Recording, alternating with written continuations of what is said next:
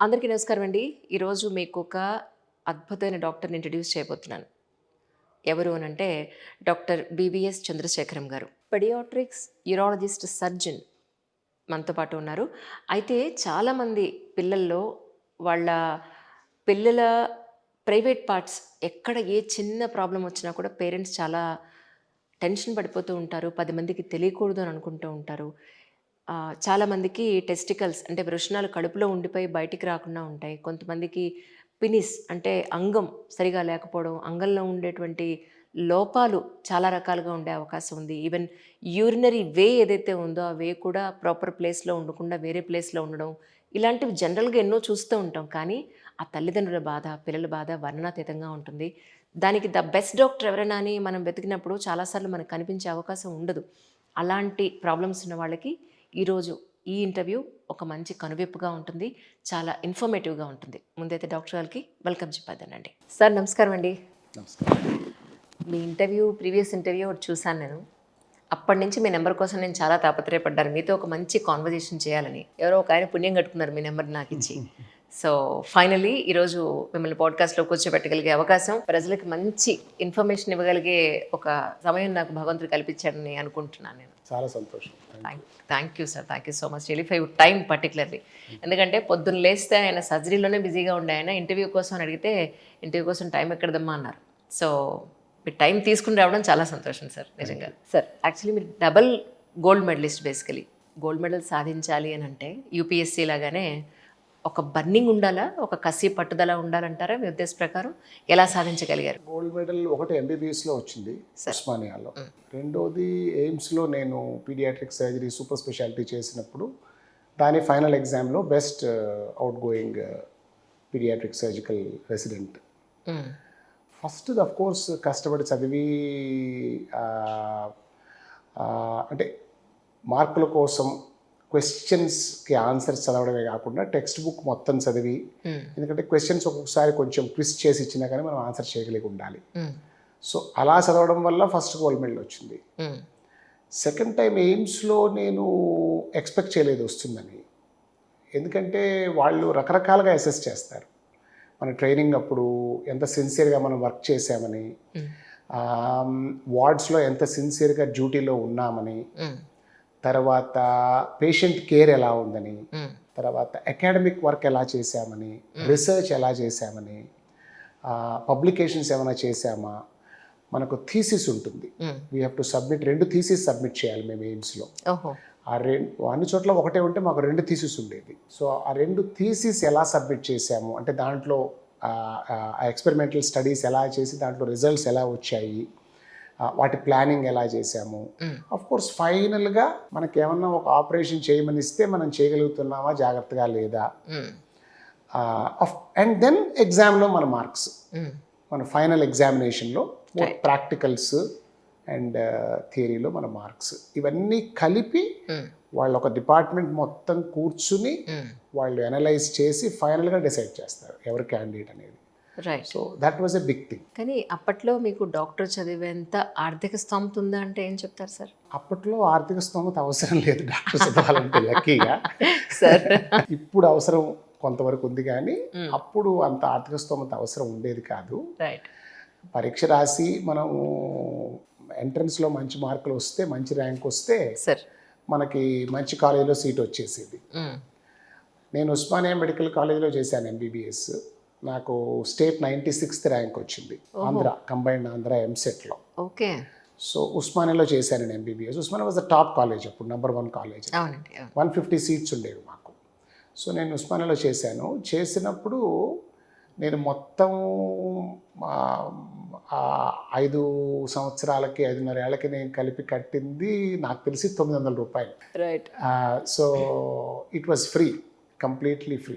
Books అయ్యి of course కొనుక్కోవాల్సి వచ్చేది. Of course మీకు కూడా మంచి ర్యాంక్ వచ్చింది. ఏ కాలేజ్ వాళ్ళు వదులుకోనేంత మంచి స్టూడెంట్ మీరు. మంచి ర్యాంక్ వచ్చింది కాబట్టి అది ప్రాబ్లం కాలేదు. Correct correct. MBBS of course మీరు అన్నట్టు అప్పట్లో ఫైనాన్షియల్గా very very very modest state అని చెప్పాలి.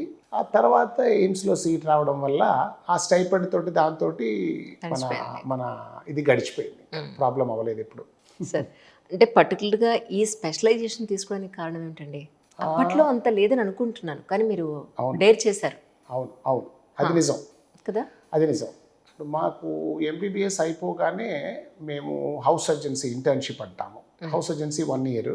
ఆ లాస్ట్ 3 monthsలోనే ఈ మెయిన్ ఎంట్రన్స్ అన్నీ ఉంటాయి. ఈ ఈ నేషనల్ ఇన్స్టిట్యూట్స్ అంటారు వీటిని, ఎయిమ్స్, పీజీఐ చండీగఢ్. ఈ రెండు కూడా టాప్ నేషనల్ ఇన్స్టిట్యూట్స్. ఈ 2 నేషనల్ ఇన్స్టిట్యూట్స్కి ఎంట్రన్సెస్ ఉండేవి. లాస్ట్ 3 months, ఇంకా హౌస్ సర్జన్సీ 3 నెలల్లో అయిపోతుందనగా ఈ ఎంట్రన్స్లు రాయాలి. సో నేను వెళ్ళి చండీగఢ్ ఎంట్రన్స్ చండీగఢ్ వెళ్ళి రాయాలి, ఎయిమ్స్ ఎంట్రన్స్ ఢిల్లీ వెళ్ళి రాయాలి. సో మా ఫ్రెండ్స్ అందరం కలిసి వెళ్ళి రాసాం. రాసినప్పుడు నాకు ఎయిమ్స్లోనూ సీట్ వచ్చింది, చండీగఢ్లోనూ సీట్ వచ్చింది. అరే వా. ఎయిమ్స్లో నాకు ఈ direct 5-year course paediatric surgery seat వచ్చింది. అప్పట్లో ఇన్ని ఎయిమ్స్ లేవు ఇండియాలో, ఒకటే ఎయిమ్స్ ఉండేది. ఎయిమ్స్ అంటే ఢిల్లీ ఎయిమ్స్. ఇప్పుడు అన్ని స్టేట్స్లోనూ వచ్చేసాయి. సో ఢిల్లీ ఎయిమ్స్లో ఈ paediatric surgery super speciality direct 5-year course మొత్తం సంవత్సరానికి దేశంలో ఒకటే సీట్ ఉండేది. బా. 1 seat per year in the entire country. Right. ఇంకెక్కడా లేదు, ఎయిమ్స్లో కూడా లేదు, ఒకటే సీటు. రైట్. సో ఆ సీట్ వచ్చింది. తర్వాత ఎండి జనరల్ మెడిసిన్ సీట్ వచ్చింది ఎయిమ్స్లో. చండీగఢ్లో పీజీఐలో ఎంఎస్ జనరల్ సర్జరీ వచ్చింది. అందరూ ఒక సీట్ రావడానికే ఈ ఇన్స్టిట్యూట్స్లో చాలా కష్టపడుతుంటారు. నా అదృష్టం నాకు 3 సీట్లు వచ్చాయి. ఒక్కొక్కసారి అనుకున్న దానికంటే ఎక్కువ రావడం ప్రాబ్లమే. అప్పుడు నాకు అర్థమైంది ఎక్కడ చాయిస్ మనం తీసుకోవాలనేది అర్థం చాలా కాదు. కష్టం. It's very difficult choice. మా ఇంట్లో డాక్టర్లు ఎవరు లేరు. అది ఒక రకంగా లక్కీ అనుకోవాలి. ఎందుకంటే ఎవరైనా డాక్టర్లు ఉంటే నన్ను పీడియాట్రిక్స్ అయితే తీసుకొని ఇచ్చేవాళ్ళు కాదు. ఎందుకు రాను, మెడిసిన్ చేసి ఏ కార్డియాలజీయో చెయ్యి, లేకపోతే సర్జరీ చేసి ఏ న్యూరో సర్జరీయో ఏ కార్డియాక్ సర్జరీయో, అంటే ఇవన్నీ పెద్ద పేర్లు కదా, పెద్ద పేర్లు. అప్పట్లో మీరు అన్నట్టు పీడియాట్రిక్ సర్జరీ అంటే అంత అవేర్నెస్ కూడా లేదు. సో బట్ ఎవరు లేరు కాబట్టి అది నా సొంత డెసిషన్, కొంత భగవంతుడి కృప. సో నేను పీడియాట్రిక్ సర్జరీలోనే నేను జాయిన్ అయిపోయాను. మిగతా 2 సీట్లు వదిలేశాను. కానీ మళ్ళీ అందులో కూడా మళ్ళీ స్పెషలైజేషన్ మీరు చాలా టిపికల్గా తీసుకున్నారు. అదొక మళ్ళీ సినిమాలో చెప్పిన హఠాత్ పరిణామం. అదొక హఠాత్ పరిణామం కాదు. ఎందుకంటే మన మనసు అటు ఎందుకు వెళ్ళింది అనేది మనకు తెలియదు. బట్ అక్కడ నేను ఎయిమ్స్లో నేను స్పెషాలిటీ చేసేటప్పుడు మాకు ఈ పీడియాట్రిక్ యూరాలజీలో ఎక్కువ కేసులు వచ్చేవి. కాంప్లికేటెడ్ కేసులు ఇందులో ఎక్కువగా ఉండేవి. అందులో కొంతమంది మా ప్రొఫెసర్స్ వాళ్ళు యూకేలో ఈ పీడియాట్రిక్ యూరాలజీలో ట్రైన్ అయ్యి వచ్చిన వాళ్ళు ఉన్నారు. సో అప్పట్లో ఇండియాలో అసలు పీడియాట్రిక్ యూరాలజీ అంటే ఏంటో తెలియదు. అవునండి. సో మాకు ఆల్మోస్ట్ 50% కంటే మా వర్క్ పీడియాట్రిక్ యూరాలజీయే ఉండేది ఎయిమ్స్లో, మా డిపార్ట్మెంట్లో. మా ఎయిమ్స్లో ఉండే అడల్ట్ యూరాలజీ డిపార్ట్మెంట్కి అసలు ఒక్క పిల్లవాడు కూడా వెళ్ళేవాడు కాదు. All children paediatric urology problems మా డిపార్ట్మెంట్కే వచ్చేవాడు. సో దాంతో మాకు దీంట్లో ఒక స్పెషల్ ఇంట్రెస్ట్ రావడము, నా థీసిస్ కూడా కొంత దీంట్లో భాగంగా ఉండడము. సో ఇవన్నీ కలిపి నన్ను పబ్లికేషన్స్, రీసెర్చ్ దీంట్లోనే ఎక్కువ చేయడము, ఇవన్నీ నన్ను దీంట్లోకి తోసాయి. కానీ మీకు ఈ రీసెర్చ్కి ఎక్కడ ఈ బుక్స్ రాయడానికి, లేకపోతే అసలు ఎక్కడ టైం దొరుకుతుంది సార్ మీకు? జనరల్గా సర్జన్కి అసలు టైమే దొరకదు అంటారు కదా. మీరు డేని ఎలా స్కెడ్యూల్ చేసుకుంటారు, సెగ్రిగేట్ చేసుకుంటారంటే ఏం చెప్తారు? అంటే టైం అనేది మనం కావాలంటే దొరుకుతుందండి. అంతే కదా. మనసు ఉంటే క్రికెట్ మ్యాచ్ చూడడానికి టైం దొరకట్లా అందరికీ, గంటల తరబడి కూర్చుని. మన ఇష్టం ఎక్కడుందో అక్కడ పెడతాం. మన ఇష్టం ఎక్కడుందో అక్కడ దొరుకుతుంది. అంటే దానికి బీజం కూడా ఎయిమ్స్లోనే పడింది. ఆ రకంగా ఎయిమ్స్లో నేను ట్రైన్ అవ్వడం అనేది it was a great boon. ఎందుకంటే జనరల్గా రీసెర్చ్ మీద అంత ఇంట్రెస్ట్ కానీ అది మిగతా చోట్ల నేను ఎక్కువ చూడలేదు. దాంతో ఏమవుతుందంటే అక్కడ మేము రీసెర్చ్ చెయ్యాలి, మన పక్క వాళ్ళు చేస్తున్నారు, మన కన్సల్టెంట్స్ కూడా ఎంకరేజ్ చేస్తున్నారు. సో దానివల్ల దానికి ఒక ఇంట్రెస్ట్ డెవలప్ అయ్యి, ఎందుకంటే ఒక్క ఇంటర్నేషనల్ పబ్లికేషన్, టాప్ జర్నల్లో ఒక పేపర్ రాయాలి అంటే మనం ఫస్ట్ ఒక టాపిక్ ఐడెంటిఫై చేయాలి. అవును. అంటే నాలెడ్జ్ గ్యాప్ ఉన్న టాపిక్ ఐడెంటిఫై చేయాలి. కరెక్ట్. నాలెడ్జ్ గ్యాప్ అంతా అందరికీ తెలిసిన విషయం. మనం రాసేప్పుడు అపెండిసైటిస్ మీద పేపర్ రాస్తే వాట్స్ ద యూస్? సో ఒక నాలెడ్జ్ గ్యాప్ ఐడెంటిఫై చేయాలి, దాన్ని మళ్ళీ స్టడీ చేయాలి. ఇంకొకటి ఇంట్రెస్టింగ్ థింగ్ ఏంటంటే మనం ఏదన్నా కొత్తది కనుక్కున్నాం అనుకుంటే మనం లిటరేచర్ సరిగ్గా చదవకపోతే ఆల్రెడీ ఎప్పుడో కనుక్కుని ఉంటాడు ఎవడో దాన్ని. అవును అవును ఇలాంటివి కూడా మేము చూస్తుంటాం. మనం ఏదో కొత్తది కనుక్కున్నాం అనుకుని రాస్తాము, they will reply saying that బాబు ఇది ఎప్పుడో పబ్లిష్ అయిపోయింది, అదే కదా. సారీ అని చెప్పి. అవును. సో దాన్ని అంటే నిజంగా నువ్వు దాన్ని చేస్తే దాన్ని ప్లేజరిజం అంటారు. That's a very bad thing in science. అంటే కాపీ కొట్టడం అనమాట, వేరే వాడి ఐడియాను ఆల్రెడీ పబ్లిష్ అయిందని మనం మళ్ళీ కాపీ కట్టి ప్లేజరిజం అంటారు దాన్ని. రైట్. సో అది చేయకూడదు, చాలా తప్పది. అది చదవాలి ముందు. ఆ తర్వాత మనం దానికి డేటా అక్యుములేట్ చేయాలి, ఆ డేటాను అనలైజ్ చేయాలి, మళ్ళీ స్టాటిస్టిక్స్ చేయాలి. మన దగ్గర అంటే ఇప్పుడు వెస్ట్లో ఎలా ఉంటుందంటే వాళ్ళకి రీసెర్చ్ టైం అని కేటాయిస్తారు. ఇప్పుడు వాళ్ళకి నెలకు 5 రోజులు, వారానికి 5 రోజులే పనిచేస్తారు అమెరికాలో కానీ యూకేలో కానీ. డాక్టర్లు కూడా సాటర్డే సండే సర్జరీస్ ఏమైనా ఎమర్జెన్సీ ఎమర్జెన్సీస్ ఉంటే డ్యూటీలో ఉంటారు, ఓకే. బట్ ఎలెక్టివ్గా 5 రోజులే పనిచేస్తారు. All right. సో 5 రోజులు పనిచేసినప్పుడు వాటిల్లో 1 రోజు 2 రోజులో వాళ్ళు రీసెర్చ్ డే అని పెడతారు మళ్ళీ పక్కన. ఆ రోజు వాళ్ళు క్లినికల్ వర్క్ చేయరు, సో వాళ్ళు రీసెర్చ్ వర్క్ చేస్తారు. మళ్ళీ అక్కడ రీసెర్చ్ అసోసియేట్స్ అని, రీసెర్చ్ అసిస్టెంట్లని, లాట్. మాకు స్టాటిస్టీషియన్ సపరేట్గా ఉంటారు. మేమే మెయిన్ రీసెర్చరు, మేమే స్టాటిస్టీషియను. సో మొత్తం అంతా చేసుకుని దాన్ని మనం ఆ జర్నల్కి పంపిస్తే ఒక ఎడిటర్ ఫస్ట్ చూస్తాడు దాన్ని. ఎడిటర్ మెనీ టైమ్స్ ఎడిటర్ లెవెల్లోనే వెనక్కి వచ్చేస్తుంది. ఈరోజు సబ్మిట్ చేస్తే రేపు ఈమెయిల్ వస్తుంది, sorry not up to the mark, sorry we can publish this in our journal, okay, thank you. ఈ టాప్ జర్నల్స్ అన్నీ అంతే. Okay. So first the editor filter చేస్తాడు. నేను కూడా ఎడిటర్నే కొన్ని జర్నల్స్కి. ఎడిటర్ ఫిల్టర్ చేస్తాడు, ఫిల్టర్ చేసి if he says it's he or she says not up to the mark, 1 డేలో ఈమెయిల్ వెనక్కి పంపించేస్తారు. ఫిల్టరేషన్ ఉంది ఎలా అయితే, సారీ ఫిల్టరేషన్ ఉంది ఎలా అయితే, చాలా హై లెవెల్. రైట్. ఫస్ట్ అది. సో ఎడిటర్ చూసి ఓకే పర్వాలేదు దీన్ని కన్సిడర్ చేయొచ్చు అని అనుకుంటే అప్పుడు ఈ టాప్ జర్నల్స్ అన్ని they send to 4 reviewers, not 1 not again 4 reviewers. My god. 4 reviews దగ్గర పంపిస్తారు. 4 నేను కూడా రివ్యూవర్ని, some of the top journal నేను రివ్యూవర్ని. 4 రివ్యూవర్స్ పంపిస్తారు. సో అంటే దోస్ రివ్యూవర్స్ ఎలా అంటే ఆ ఫీల్డ్లో చాలా ఎక్కువ రీసెర్చ్ వర్క్ చేసిన వాళ్ళ దగ్గర పంపిస్తారు. రైట్. ఆ 4 1 month టైం ఇస్తారు. యూజువల్గా most of the journals will give you 1 month time to review. ఓహో. 1 month టైం ఇస్తారు. ఓకే. ఇంకా వాళ్ళు లిటరల్గా మన భాషలో చెప్పాలంటే కోడిగుడ్డు కీకలు బీకుతారు. Right. They go very deep. Right. అంటే ప్లస్ ఇప్పుడు మనం కొత్త కాన్సెప్ట్ ఏదైనా రాసామనుకోండి, ఆ రివ్యూవర్కి ఆల్రెడీ ఆ కాన్సెప్ట్ మీద సదభిప్రాయం లేకపోతే రిజెక్ట్ చేసేస్తాడు. Got it. అంటే వాళ్ళ ఇండివిజువల్ ఒపీనియన్స్ కూడా ఉంటాయి కదా. అవును. సో ఇవన్నీ కలిపి ఆ 4 రివ్యూవర్స్ రివ్యూ చేసి రిపోర్ట్ పంపిస్తారు ఆ ఎడిటర్కి. అప్పుడు వాళ్ళు ఏమన్నా పర్వాలేదు కానీ చాలా క్వశ్చన్స్ ఉన్నాయి మాకు, ఈ క్వశ్చన్స్ అన్నీ మాకు సాటిస్ఫాక్టరీగా ఆన్సర్ చేసి మళ్ళీ పేపర్ని రివైజ్ చేస్తే మళ్ళీ కన్సిడర్ చేస్తామంటారు చాలాసార్లు. ఓహో. సో అప్పుడు అన్ని క్వశ్చన్స్ అన్ని ఒకదాని ఒక ఆన్సర్ చేసి మళ్ళీ పేపర్ని మాడిఫై చేసి వాళ్ళు ఎక్స్ట్రా డేటా అడిగితే ఇచ్చి అది చేసి మళ్ళీ పంపిస్తే మళ్ళీ సెకండ్ రివ్యూలో they may accept it. So మొత్తం అంతా కలిపి ఒక 6 నెలలు పడుతుంది. All right. All right. It's not అది ఈజీ అయిన విషయం. అంటే మా డాక్టర్లోనే చాలా మంది ఏమనుకుంటారంటే వీడు పేపర్లు రాస్తున్నాడంటే వీడికి పెద్దగా వర్క్ లేదురా, వీడు ఊరికే కూర్చుని రాస్తున్నాడు అనుకుంటారు. అది చాలా తప్పు అభిప్రాయం సార్. ఒకటి ఏమిటి అంటే ఫస్ట్ మనది ఎలా ఉంటుంది అంటేనండి, సపోజ్ నేను 100 ఆపరేషన్ చేశాను, ఎగ్జాంపుల్ చెప్తున్నాను. ఎవ్వరికీ 100% సక్సెస్ ఉండదు. నేను పేషెంట్స్తో పేరెంట్స్తో డైరెక్ట్గా చెప్పేస్తాను, సార్ 100% సక్సెస్ అవుతుందని. పాపం వాళ్ళు అడుగుతారు. అవును కదా. అంతే కదా. ఇప్పుడు నా పిల్లాడికి నేను అడగనా? నేను అంటాను చూడండి అమ్మా 0 100 ఈ 2 నంబర్లు నా డిక్షనరీలో లేవు. నేను నా మ్యాథమెటిక్స్లో ఇవి నేర్చుకోలేదు నేను. Okay. I don't use these. Fail అవ్వడం లేదు అలా అని 100% సక్సెస్ అని కానీ 0 ఛాన్స్ అని కానీ జనరల్గా దేనికి చెప్పలేము. రైట్. అంటే నీకు ఈ కాంప్లికేషన్ వస్తుందా? డెఫినెట్గా రాదు, నెక్స్ట్ కేసులోనే వస్తుంది. సో అందుకని 0 100 ఈ 2 నంబర్లు నేను వాడనమ్మా. You choose some number in between. Right.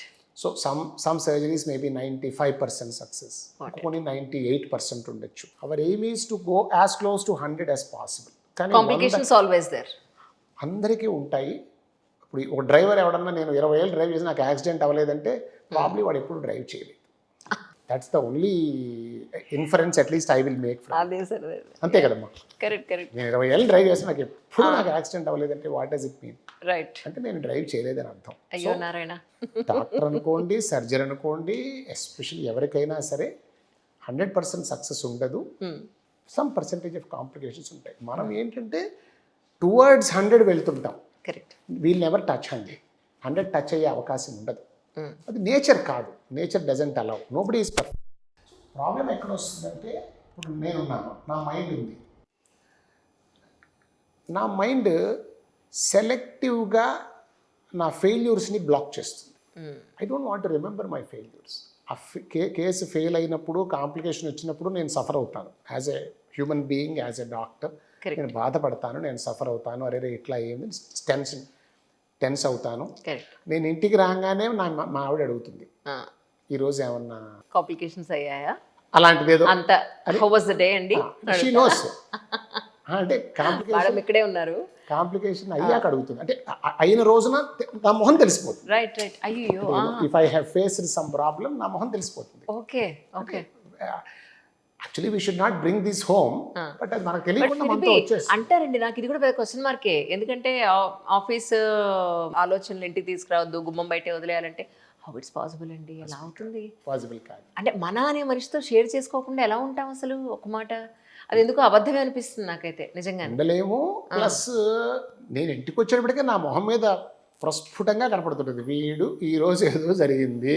25 ఏళ్ళైంది మా పెళ్ళి, నేను ఇప్పటిదాకా నేను హైడ్ చేసుకోలేకపోయాను. And in fact she became better and better at recognising this. To understand you. So చెప్తాను అట్లాగా.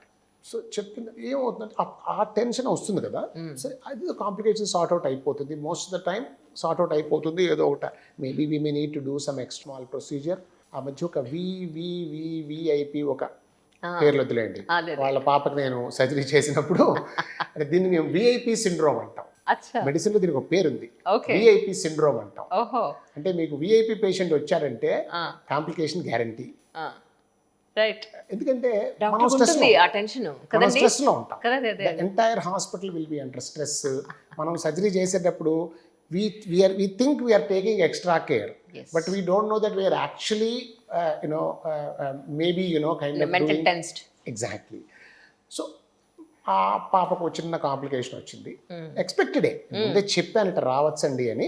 అది వచ్చింది, దాన్ని మనం చిన్న ప్రొసీజర్ చేసి సార్ట్ అవుట్ చేసేసాం. పాపం వాళ్ళు కూడా they never through there wait around. వాళ్ళు ఏమి వెరీ కామ్ అండ్ కంఫర్టబుల్. చెప్పేది ఏంటంటే వస్తుంది. సో ఇలా స్ట్రెస్ వచ్చి టెన్షన్ వచ్చినప్పుడు అది తగ్గిపోయిన తర్వాత, ఆ స్ట్రెస్ పోయిన తర్వాత మన మైండ్ సెలెక్టివ్గా బ్లాక్ చేసేస్తుంది. మళ్ళీ ఆ కేసులు మనం we tend to kind of push them into the background. So మనకేంటంటే సక్సెస్లు ఎక్కువ గుర్తుంటాయి. చెప్పొచ్చేది ఏంటంటే, సో ఇప్పుడు నేను 100 కేసులు చేశాను అనుకోండి, పర్టికులర్ ఆపరేషన్, అందరూ బాగానే ఉన్నారు కదా, I think we have had great success అనుకుంటాను. ఎప్పటిదాకా నేను ఆ డేటా మొత్తం తీసి, అందుకే data maintenance is very important. Exactly. Simple చిన్న కేసులు పర్వాలేదు, కానీ మేజర్ కేసులన్నీ కూడా ప్రతి సర్జను డేటా మెయింటైన్ చేసుకుంటే బెటర్. చేసుకుంటే ఓకే, ఎక్సెల్ షీట్లో నేను ఎంటర్ చేసుకుంటూ ఉంటాను. పేషెంట్ ఫాలోఅప్కి రాగానే ఎంటర్ చేసేస్తూ ఉంటాను మొత్తం డీటెయిల్స్ అన్నీ.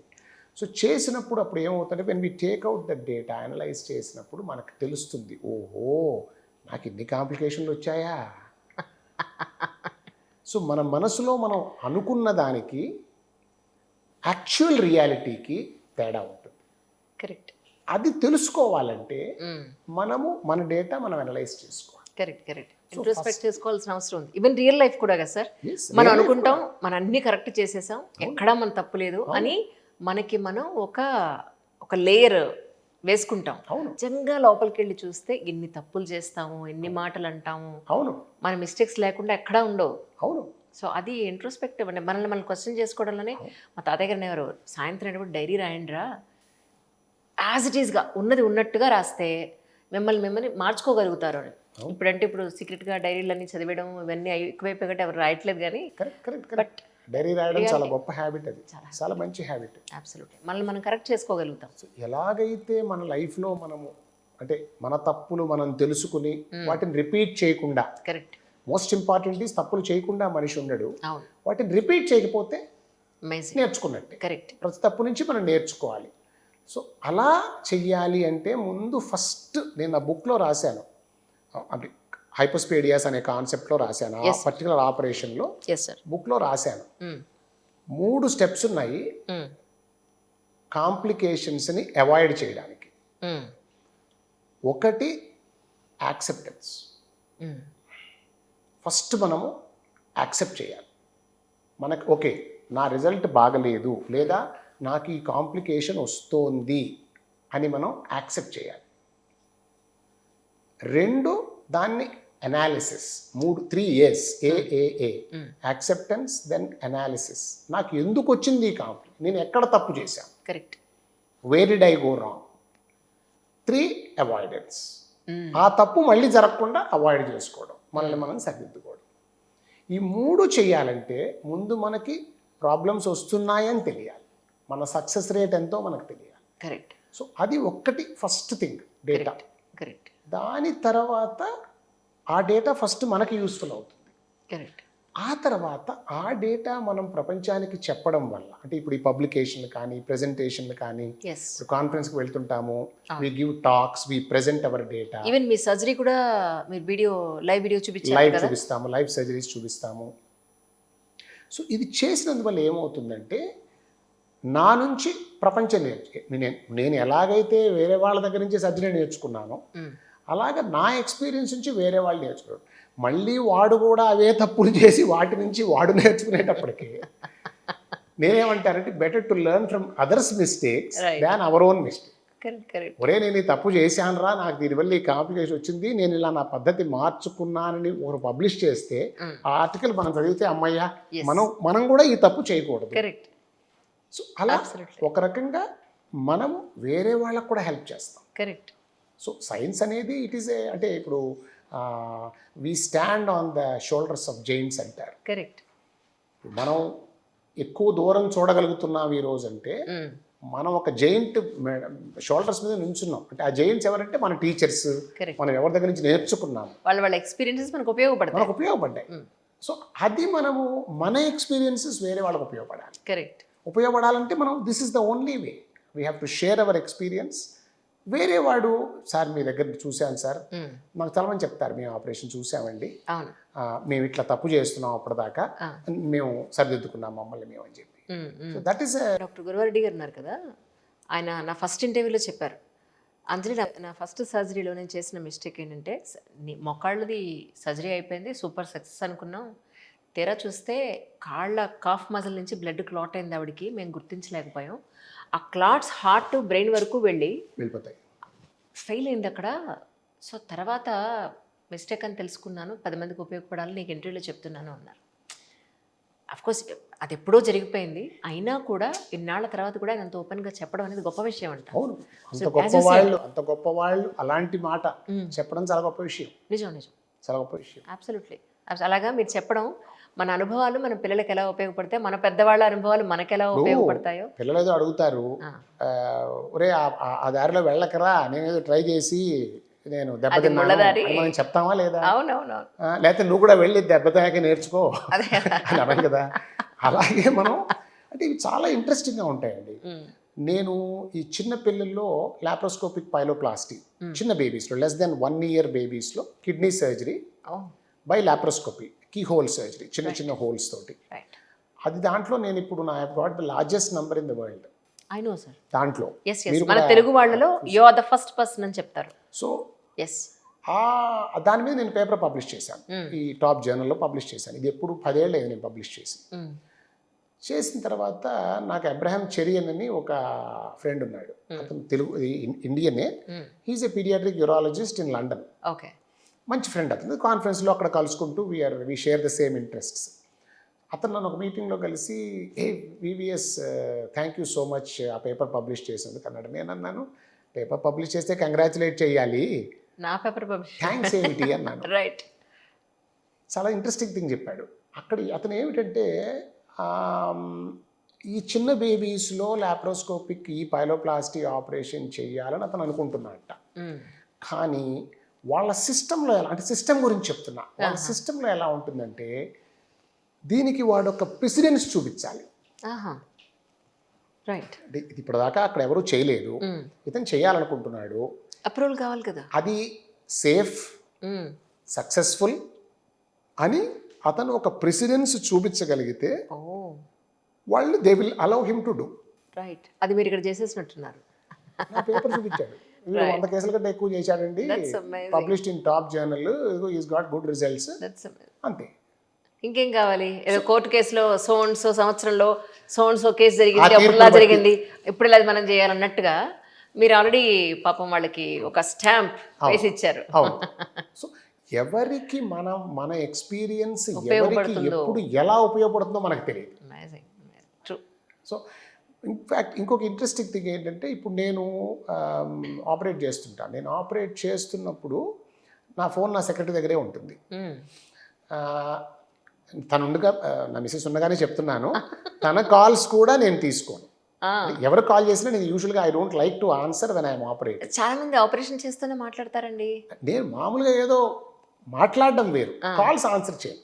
All right. లేదు, ఫోన్ కాల్స్ నేను ఆన్సర్ చేయను. చేయరా మీరు? నేను యూజువల్గా unless it's a real emergency I don't attend to them. Right. So నా ఫోన్ సెక్రటరీ దగ్గరే ఉంటుంది. తను కూడా ఫోన్ చేసి సెక్రటరీకే ఫోన్ చేస్తుంది. రైట్, ఏమ్మా అయిపోయిందా సార్, కేసు అయిపోయిందా అని అడుగుతుంది, రైట్, బయటకు వచ్చారా అని అడుగుతుంది. Got it. సో అట్లాంటిది ఒక్కొక్కసారి ఇది కామన్గా నా ఆపరేషన్ థియేటర్లో ఉన్న వాళ్ళందరికీ అనుభవమే. ఇది ఫోన్ వస్తుంది, ఈ అమ్మాయి కూడా నా సెక్రటరీ కూడా ఎవరైనా ఫోన్ చేస్తే సార్ బిజీగా ఉన్నారండి కేసులో అని చెప్పేస్తుంది. బట్ ఒక్కొక్కసారి కొంతమంది అమ్మ మేము సర్జరీలో ఉన్నాము, మాకు ఇక్కడ ప్రాబ్లం వచ్చింది, ఓ మీ సార్ మాకు అడ్వైస్ ఇస్తే ఈ సర్జరీ కంప్లీట్ చేస్తాం. Oh my God, oh my God అని ఫోన్ వస్తాయి. ఏదో వంట విషయంలో డౌట్ అడిగినట్టు అని ఫోన్ వస్తాయండి. Oh my God. ఎందుకంటే ఇప్పుడు ఎలా ఉంటుందంటేనండి, హ్యూమన్ బాడీ చాలా విచిత్రమైంది. ఎస్ సార్, కాంప్లికేషన్స్ ఎలా వస్తే ఎక్స్పెక్ట్ చేయలేము. చాలా విచిత్రమైంది. Person to person of course it is different. ఇప్పుడు మనం కోవిడ్ టైంలో చూసాం కదా, కొంతమందికి ఏమో కోవిడ్ వచ్చినట్టు కూడా తెలియకుండా వచ్చిందన్నారు, అంటే టెస్ట్ పాజిటివ్, వాడికి ఏం సిమ్టమ్స్ లేవు. కొంతమందికి ఏమో జ్వరంతో తగ్గిపోయింది పారాసిటమాల్ తోటి, కొంతమందికి ఏదో కొద్దిగా హాస్పిటల్లో అడ్మిట్ అయ్యి ఏవో మందులు ఎక్కిచ్చారు, కొంతమంది 1-2 రోజుల్లోనే టపా కట్టేశారు. అసలు ఏంటి? ఒకటే వైరస్ అదే కదా. కరెక్ట్. మరి ఎందుకు ఒక్కొక్క హ్యూమన్ బాడీ ఎందుకు అలా రియాక్ట్ అవుతుంది అంటే బాడీ తీరే అంత. కరెక్ట్. బాడీ తీరే అంత. కాబట్టి ఎవరికైనా సరే ఇప్పుడు మనం ఏదో సిటీ స్కాన్ అనుకుంటాం, ఈ రోజుల్లో టెస్ట్లు వచ్చేసి ఎంఆర్ఐలు అనుకుంటాము. ఎన్నోసార్లు సిటీ స్కాన్లో ఎంఆర్ఐలో వాళ్ళు చెప్పిన రిపోర్ట్కి మేము ఆపరేషన్లో మేము చూసే ఫైండింగ్స్కి పొంతన కుదరదు. పొంతన. సో వాటిని నమ్మి మేము గుడ్డిగా నమ్మి వెళ్ళామా, దొరికిపోయాము. రీసెంట్గా ఒక ప్రెగ్నెంట్ లేడీకి కూడా టెస్ట్లు అవి చేస్తూ ఉంటే హార్ట్లో హోల్ ఉందండి అన్నట్ట. ఇదేంటి నా ఫస్ట్ సర్జరీ అప్పుడు ఏమీ లేదు, ఇప్పుడు సెకండ్ సిజేరియన్ అప్పుడు ఇప్పుడు ఇలా రావడం ఏంటని తీరా చూస్తే అప్పుడప్పుడు అలా కనబడుతుందండి, దాన్ని చూసి మనం భయపడాల్సిన పని లేదు అని డాక్టర్ అన్నట్ట. ఏమీ లేదండి, ఊరికే అప్పుడప్పుడు అలా కనబడుతుందండి. దేన్ని నమ్మాలి ఇప్పుడు? అసలు ఏ రిపోర్ట్ని మనం నమ్మాలి చెప్పండి? అవును, అంటే ఇవన్నీ కూడా shadows. Oh my God, they are all shadows. కాబట్టి 100% ఏ రిపోర్ట్ని మనం నమ్మలేము. నిజంగా సర్జన్ అనేవాడు నమ్మడు. రైట్. నేను సర్జరీ చేసే ముందు ఏదైనా కాంప్లెక్స్ కేసు చేస్తుంటే వాళ్ళు సిటీ స్కాన్ ఎంఆర్ఐ పట్టుకొస్తే నేను చూసి నాకు అర్థమైనంత వరకు, I'm not an expert in that, నేను కొంత ఇంటర్ప్రెట్ చేయగలను, నాకు అర్థమైనంత నేను చూస్తాను, రిపోర్ట్ చదువుతాను, వెంటనే నేను వాళ్ళకి if I feel it's a complicated case, నాకు మీరు 2 రోజులు టైం ఇవ్వండి, ఈ స్కాన్స్ని నేను మా రేడియాలజిస్ట్తో కూర్చుని డిస్కస్ చేసి అప్పుడు మీకు చెప్తానని చెప్తాను. So I either take the scans myself to the radiologist, or ఆ స్కాన్స్ని ఇప్పుడు అంతా సీడీస్ కూడా ఇస్తున్నారు కదా, ఆ సీడీని పంపించి మంచి రేడియాలజిస్ట్ దగ్గరికి నేను డిస్కస్ చేసి, బాబు నాకు ఇది కావాలి, నాకు ఇవన్నీ కాదు, నాకు ఇది చెప్పు. ఇప్పుడు ఒక ట్యూమర్ ఉంది, ఆ ట్యూమర్కి మెయిన్ బ్లడ్ వెజల్స్కి ఉన్న రిలేషన్ ఏంటి, అది నువ్వు నాకు చెప్పు. Only the person who last the question, I think so. ఎందుకంటే మీరు ఒక్కరే అనుకుంటే అలా అడుగుతారు, నేను అనుకోవడం. ఎందుకంటే అందరూ రిపోర్ట్ పట్టుకుని డిసైడ్ అయిపోయి వాళ్ళు చేయాల్సిన ట్రీట్మెంట్ చేసేస్తారేమో, బట్ రేడియాలజిస్ట్ కూడా మనకి కమ్యూనికేట్ చేసి ఇది నిజమా ఎంతవరకు చాలా మంది చెయ్యొచ్చు, బట్ చేస్తారంటారా? నేనైతే I'm very clear about it. A major case I don't take up without discussing with the radiologist. Right. ఇది రెగ్యులర్గా, again this is a job done by my secretary and other people. Regularly వాళ్ళ దగ్గర CDs ఉంటూ ఉంటాయి అనమాట. Sir ఇది discuss చేయాలి, ఇది డిస్కస్ చేయాలని గుర్తు చేస్తుంటారు వాళ్ళు.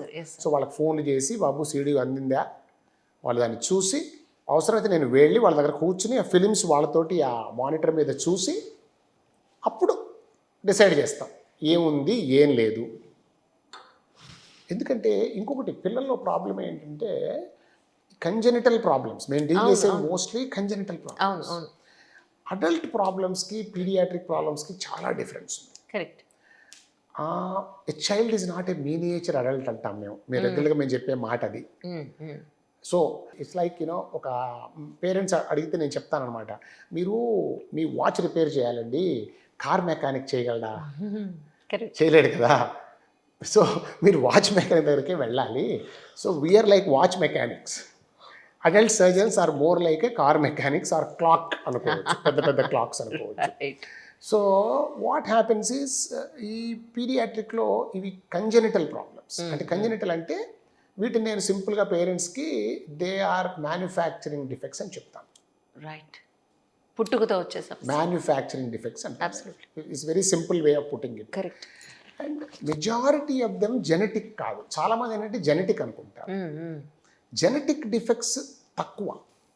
ఎక్కువ భాగం ఏంటంటే ఎక్కడో చిన్న పొరపాటు జరిగింది. Majority are just an aberration. Just an aberration. ఈ స్క్రూ ఇక్కడ ఫిక్స్ చేయబోయి ఇక్కడ ఫిక్స్ చేసినట్టు. అది ఎందుకైంది ఎవరికి తెలియదు. ఇంకా దాని కర్మ సిద్ధాంతమే జోడించాలి, వేరే ఆప్షన్ లేదు. The only way to explain, especially by birth వచ్చే ప్రాబ్లమ్స్ని ఎక్స్ప్లెయిన్ చేయాలంటే కర్మ సిద్ధాంతంలో వేరే మార్గం లేదు. ఎందుకంటే ఆ పిల్లవాడు లేదా పిల్ల ఏం తప్పు చేశారని వాళ్ళకి ఈ జన్మలో వాడికి పుట్టనే లేదు పూర్తిగా. ఎగ్జాక్ట్లీ. వాళ్ళు ఏమి పాపం చేశారని వాళ్ళకి శిక్ష వచ్చింది, అది కాన్సెప్ట్ లేదు కదా. సో అది పక్కన పెడితే, సో ఇవన్నీ ఏంటంటే ఆ టిష్యూస్ డెవలప్ అయ్యేటప్పుడు రకరకాల అబరేషన్స్ అనేవి జరుగుతాయి. అంటే మీరు నమ్మరు, ఇప్పుడు నేను పీడియాట్రిక్ సర్జరీలో నేను 30 సంవత్సరాల నుంచి ఉన్నాను. 1995లో నేను ఎయిమ్స్లో జాయిన్ అయ్యాను, జనవరి 1995. So 31 years. ఇప్పుడు కూడా నేను కొన్ని చూసి ఇట్లా కూడా జరగచ్చా అనుకుంటాను. అంత ఆశ్చర్యపోతారు. అంటే అన్కంపారబుల్ కేసెస్, అన్ని అబరేషన్స్ జరగచ్చు అనమాట. ప్రతిదీ ఒకటి ఇలా ఉంటే అమ్మ ఇంతకంటే నెక్స్ట్ కేసు చూసి ఓహో ఇలా కూడా జరగచ్చు. సో అంత వైవిధ్యం ఉంటుంది. బేసికలీ వైవిధ్యం అంటాం కదా మనము, వర్సటాలిటీ అంటాం, వైవిధ్యం అంటాము. సో అలా వైవిధ్యం ఉంటుంది.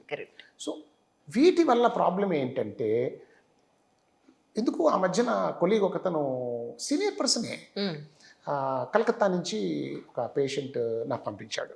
ఇది సీనియర్ పర్సన్, మంచి సర్జను, మంచి ఫ్రెండ్ నాకు. అతను ఫోన్ చేశాడు. ఫోన్ చేసి, బాస్ ఇట్లాగా ఏదో ఒక 3-4 months బేబీకి ఏదో కిడ్నీ ప్రాబ్లం ఉంటే, రైట్ కిడ్నీ, నేను సర్జరీ చేశాను, కిడ్నీ బ్లాక్ ఉంది, అదే పైలోప్లాస్టీ చేశాడు అతను. ఓపెన్ పైలోప్లాస్టీ చేశాడు. చిన్నపిల్లల్లో లాప్రోస్కోపీ అందరు చేయరు. సో అతను ఓపెన్ పైలోప్లాస్టీ చేశాడు. చేసిన తర్వాత అన్ఫార్చునేట్గా అది సక్సెస్ కాలేదు. నన్ను అడిగితే నేను ఆల్మోస్ట్ 926 ల్యాబ్ పైలోప్లాస్టీ ఈరోజు కూడా చేశాను. 2 months బేబీకి ఈరోజు మార్నింగ్ కూడా చేశాను. 2 months. సో ఇది I think it is my 926th lab pyeloplasty. So but I always tell them, ఎవరికైనా చెప్తాను, ఇన్ మై హ్యాండ్స్ ఈ ఆపరేషన్ 98% సక్సెస్. నా దగ్గర డేటా ఉంది కాబట్టి నేను చెప్పగలను కాన్ఫిడెంట్గా. నేను 100 చేస్తే 98 సక్సెస్ అవుతాయి, 2 ఫెయిల్ అవుతాయి. ప్రాబ్లం ఏంటంటే ఏ 2 ఫెయిల్ అవుతాయో నాకు తెలియదు. తెలిస్తే ముందే జాగ్రత్త పడతాంగా. ఏ షేర్ పెరుగుతుందో ముందే తెలిస్తే దాంట్లోనే పడతాంగా. సో అట్లాగా కొన్ని మనకు తెలియదు, ఫ్యూచర్ మనం ప్రెడిక్ట్ చేయలేము. So but I never give 100%. మళ్ళీ చెప్తున్నాను, సార్ మీరు ఇన్ని చేశారంటారు, మీ దగ్గర కూడా ఫెయిల్ అవుతుందా? అట్లా కాదండి, ఎవరి దగ్గరైనా ఫెయిల్ అవ్వచ్చు. మీరు బెస్ట్ స్టూడెంట్ని బెస్ట్ టీచర్ దగ్గర తోమినా కానీ వాడికి ఐఐటీలో సీట్ వస్తుందని గ్యారంటీ చెప్పగలరా? ఎగ్జాక్ట్లీ. స్మాల్ ఎలిమెంట్ ఆఫ్ అవును, యూనో అవును, ఇది అన్సర్టనిటీ ఉంటుంది. కరెక్ట్. సో ఎనీవే, సో అతను ఫోన్ చేసి ఇట్లా ఏదో సర్జరీ చేశాను పైలోప్లాస్టీ, అది వర్క్ అవ్వట్లేదు, still it is obstructed, kidney still obstructed, వాళ్ళు they want a second opinion. I said Hyderabad వెళ్తానంటే నా ఫ్రెండ్ ఉన్నాడు, he is more experience in this అని చెప్పాను. వాళ్ళు వస్తారు. సరే పేషెంట్ వాళ్ళు కాంటాక్ట్ చేశారు, పాపం వాళ్ళు వచ్చారు పేరెంట్స్. అప్పటికి ఆయన ఆపరేషన్ చేసి మళ్ళీ స్కాన్ చేసి ఇది పని చేయట్లేదని తెలియడానికి ఇంకొక 3 months పట్టింది. So baby was about, I think it was a girl అనుకుంటాను, 7-8 months బేబీ నా దగ్గరకు వచ్చేటప్పటికి. ఓకే. ఇది 2 months అగోనే ఈ ఆపరేషన్ చేశాం మళ్ళీ మేము. వస్తే వాళ్ళు నేను చూసి సరేనమ్మా తెలిసిపోతుంది కదా ఫెయిల్ అయిందని, అంటే పని చేయట్లేదు అని చెప్పి మళ్ళీ రీఆపరేట్ చేస్తాను. నేను రీఆపరేషన్ కూడా ల్యాప్రోస్కోపీతో చేస్తాను. ఓ, అది చాలా కష్టం. అదే కదా, వాళ్ళు అక్కడ ఆల్రెడీ ఓపెన్ చేసి పెట్టారు. మీరు మీరు చాలా సింపుల్ మినిమల్ ఇన్వెసివ్లో కూడా వెళ్ళిపోతున్నారు. మినిమం నిధులు చేస్తాను నేను. That's amazing. సో దాని మీద పేపర్ కూడా పబ్లిష్ చేశాను నేను, రీఆపరేటివ్ లాప్రోస్కోపిక్ పైలోప్లాస్టీ అని. సో అది నేను లాప్రోస్కోపీ చేసే ముందు అసలు ఎందుకు why is it not working అని చెప్పి నేను కింద నుంచి బ్లాడర్లోకి వెళ్ళి ఆ ఓపెనింగ్లో నుంచి కొంచెం డై ఇంజెక్ట్ చేసి ఎక్కడ బ్లాక్ అవుతుంది, ఓకే, ఎక్కడో బ్లాక్ అవుతుంది, ఎక్కడ బ్లాక్ అవుతుంది, ఎంత లెంగ్త్ బ్లాక్ అవుతుంది, ఇవన్నీ చాలా details important for a reoperation. Correct correct primary operation అంటే రీఆపరేషన్ డీటెయిల్స్ చాలా కరెక్ట్ కరెక్ట్. స్కోప్ పెట్టంగానే అరే this child has a double kidney, is it? Right side that child has 2 kidneys, okay one of them is blocked. Okay దీన్ని duplex అంటారు. Okay, అంటే 3 కిడ్నీలు ఉన్నాయి టోటల్గా? 3 ఉన్నాయి. నేను 4 కిడ్నీలు కూడా రెగ్యులర్ చూస్తాను, రెండు ఒక సైడ్ కూడా చూస్తుంటాం మేము. సీరియస్లీ? అవును, డూప్లెక్స్ ఆన్ బోత్ సైడ్స్. అలాగే ఉంచేస్తారా? తీసేస్తారా? కిడ్నీస్ నేను చేయక్కర్లేదండి. 4 కిడ్నీలు ఉన్నా అవి బాగా పనిచేస్తున్నంత వరకు, వాటిల్లో బ్లాక్లు గీక్లే లేనంత వరకు ఏమీ చేయక్కర్లేదు. యాక్చువల్లీ ఉండాల్సిన 2 కిడ్నీలు కదా మనిషికి. అవి ఏమవుతుందంటే అది చెప్పా కదా, ఈ డెవలప్మెంటల్, ఈ మ్యానుఫ్యాక్చరింగ్ డిఫెక్ట్ అని, ఈ వన్ ఆఫ్ ద డిఫెక్ట్స్ అన్నమాట ఇది. ఈ అంటే ఇంకా యూరలాజికల్ అందుకే paediatric urology is completely different from adult other department. Correct. ఎందుకంటే అడల్ట్స్లో ఏముందండి, స్టోన్స్, క్యాన్సర్స్ 2 మెయిన్. పీడియాట్రిక్లో it is less than 5% or maybe 2% or our practice. మా ప్రాక్టీస్లో మెజారిటీ ఈజ్ కంజెనిటల్ ప్రాబ్లమ్స్. పీడియాట్రిక్లో కూడా కిడ్నీ క్యాన్సర్ వస్తుంది, but it's very uncommon. Correct correct correct. So అందుకే ఈ అవగాహన లేకపోతే యూఆర్ ఇన్ డీప్ ట్రబుల్. అంటే 2 కదా మనిషికి అవసరం. సపోజ్ 3 ఉన్నా 4 ఉన్నా అవి తీసేయడానికి ఏమి ఉండదు. తీసిన అవసరం లేదు. అవి పని అంటే 2 అంటే ఏమవుతుందంటే 1 2గా స్ప్లిట్ అవుతుంది. ఓహో, 2 పెద్ద కిడ్నీలు ఉండవు. Okay okay. ఒకటి డెవలప్మెంటల్గా ఓకే, ఒక కిడ్నీ ఉండి దాని నుంచి యూరిన్ పైప్ బ్లాడర్లోకి వస్తుంది ఒక పైప్. Got it. యాక్చువల్గా అది ఏమవుతుందంటే కిడ్నీ ఎలా తయారవుతుందంటే ఫస్ట్ ఈ కింద పైప్ డెవలప్ అయ్యి ఇది వెళ్ళి ఆ కిడ్నీ తయారయ్యే భాగాన్ని హిట్ చేస్తుంది. ఓకే, ఆ హిట్ కనుక కొంచెం పక్క హిట్ కొడితే డబుల్ అవుతుంది. ఓకే, ఈ ఒక పైప్ బదులు కింద నుంచి 2 పైపులు పైకి వచ్చి డబుల్ హిట్ చేస్తే 2 కిడ్నీలు తయారవుతాయి. Okay okay okay. సో 2 కిడ్నీలు with 2 completely separate pipes going in to the bladder. Right. ఆ చైల్డ్కి ఉంది. రైట్. కొంతమందికి 2 కిడ్నీలు 2 పైపులు బయటకు వచ్చి they join to form a single pipe going down into the bladder. Okay, చెప్పా కదా మళ్ళీ ఎనీ వేరియేషన్ ఈజ్ పాసిబుల్. కొంతమంది పిల్లల్లో ఈ డూప్లెక్స్లో, ఆడపిల్లల్లో ఎస్పెషల్లీ డూప్లెక్స్ అనేది ఆడపిల్లల్లో ఎక్కువ కామన్ దాన్ మగపిల్లలు. ఓహో, ఫైబర్తో వచ్చే kidney problems majority are more common in boys than girls జనరల్గా, జనరల్ స్టేట్మెంట్. బట్ ఈ డూప్లెక్స్ మటుకు it is more common in girls than boys. Right. కానీ స్కాన్లోను ఎంఆర్ఐలోను 2 ఉన్నట్టు కనిపిస్తుందేమో కదా, తెలీదా? వాళ్ళు అన్ని టెస్టులు చేశారు, అయ్యో దేంట్లో బయటపడలేదు. మీరు ఎందుకంటే మీకు ఏమవుతుందంటే కిడ్నీలు 2 చెప్పినట్టుంది, మనకి బొమ్మలో గీసినట్టు సపరేట్గా ఉండవండి. దే ఆర్ అమాల్గమేటెడ్ టుగెదర్, అతుక్కుని ఉంటాయి. ఓకే, ఇక్కడ నుంచి ఒక సిస్టమ్ బయటకు వస్తుంది, ఇక్కడ నుంచి సిస్టమ్ 2 పైపులు వస్తున్నాయి. రైట్. అందులో ఒక పైప్ అబ్స్ట్రక్షన్ ఉంది, ఒక పైప్ అబ్స్ట్రక్షన్ లేదు.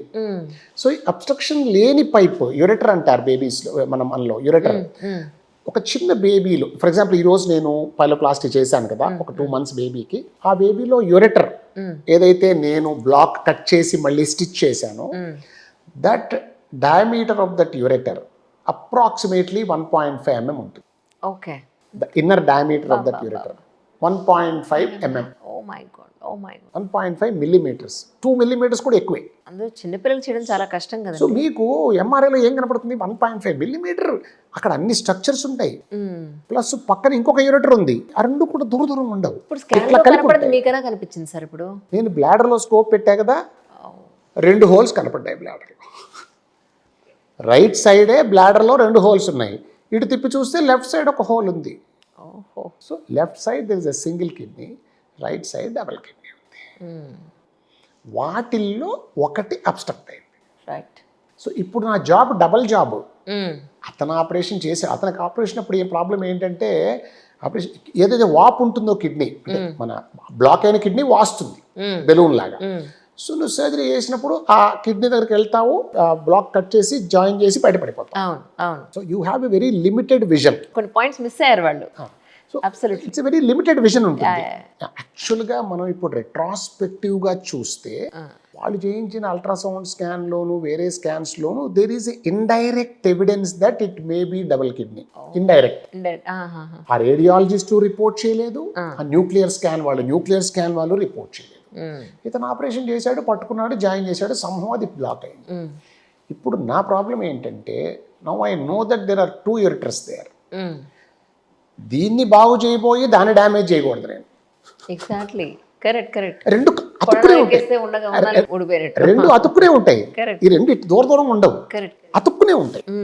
సో అప్పుడు అమ్మా, ఓహో ఇది 2 ఉన్నాయి, దాన్ని ముందు ఫస్ట్ దీన్ని సరి చేసే ముందు దాన్ని ముందు సేఫ్ చేసుకోవాలని దాంట్లో ఒక స్టెంట్ వేసేసుకుని టెంపరీగా. అంటే how to identify during surgery. Correct. Especially second surgery అంటే ముందు చేసేసరికి అన్ని టిష్యూస్ అన్ని అతుక్కుపోయి ఉంటాయి.